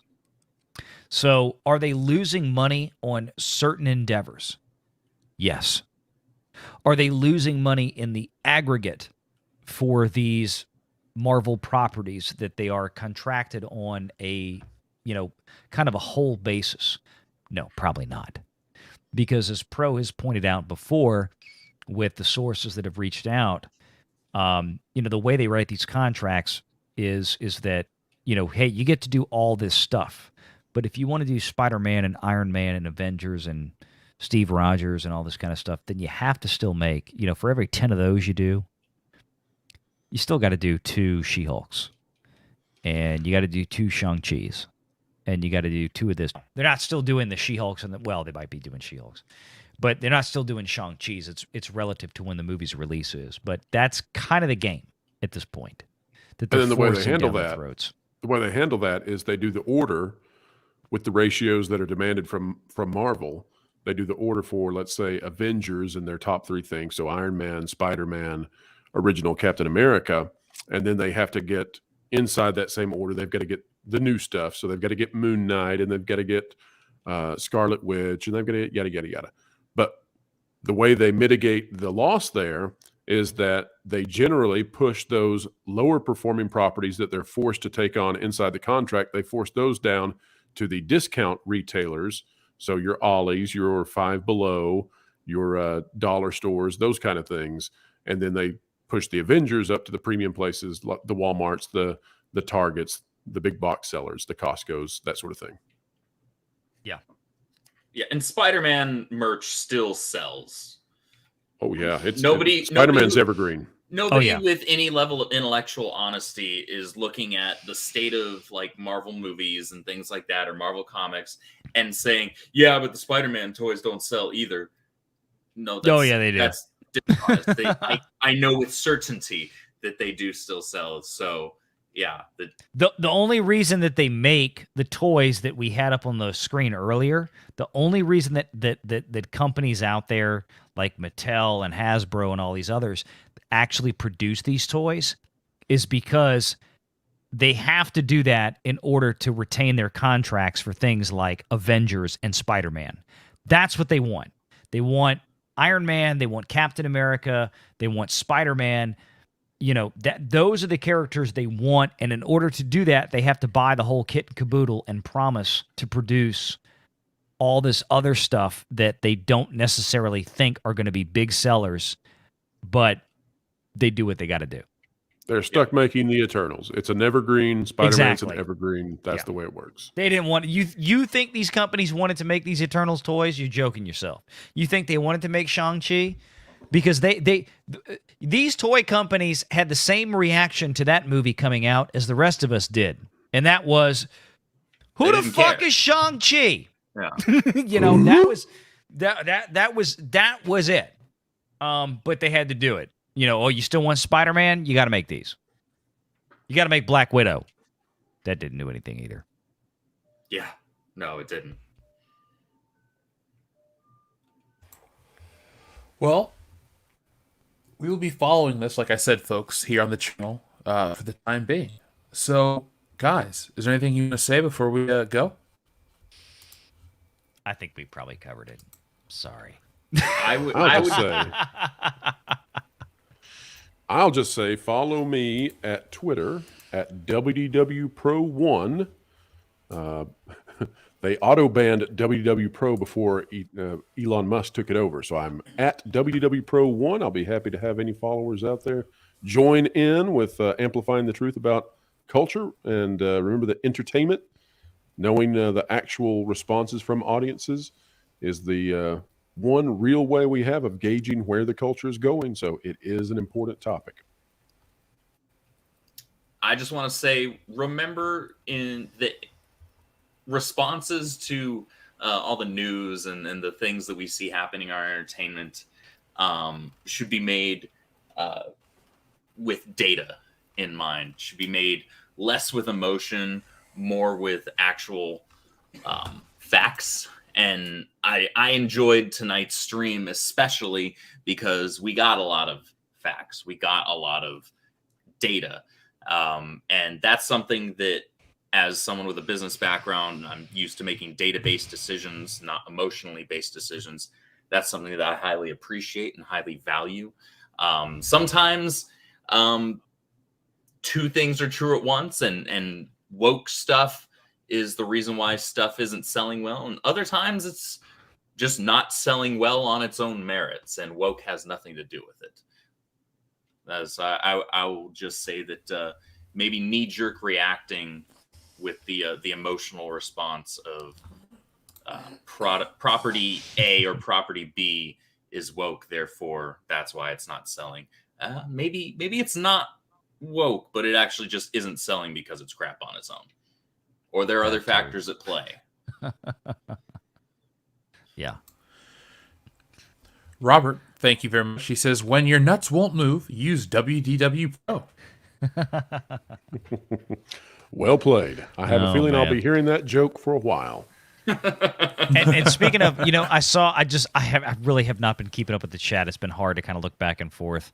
But I saw Rob is out there, and he's like, who the fuck is Shang-Chi? That's my line. He's right. That actually, I remember when he first said that, but I had the same reaction when I heard Shang-Chi. But that really was that was Rob's goof one morning, I think, on Midnight's Edge. I do remember that.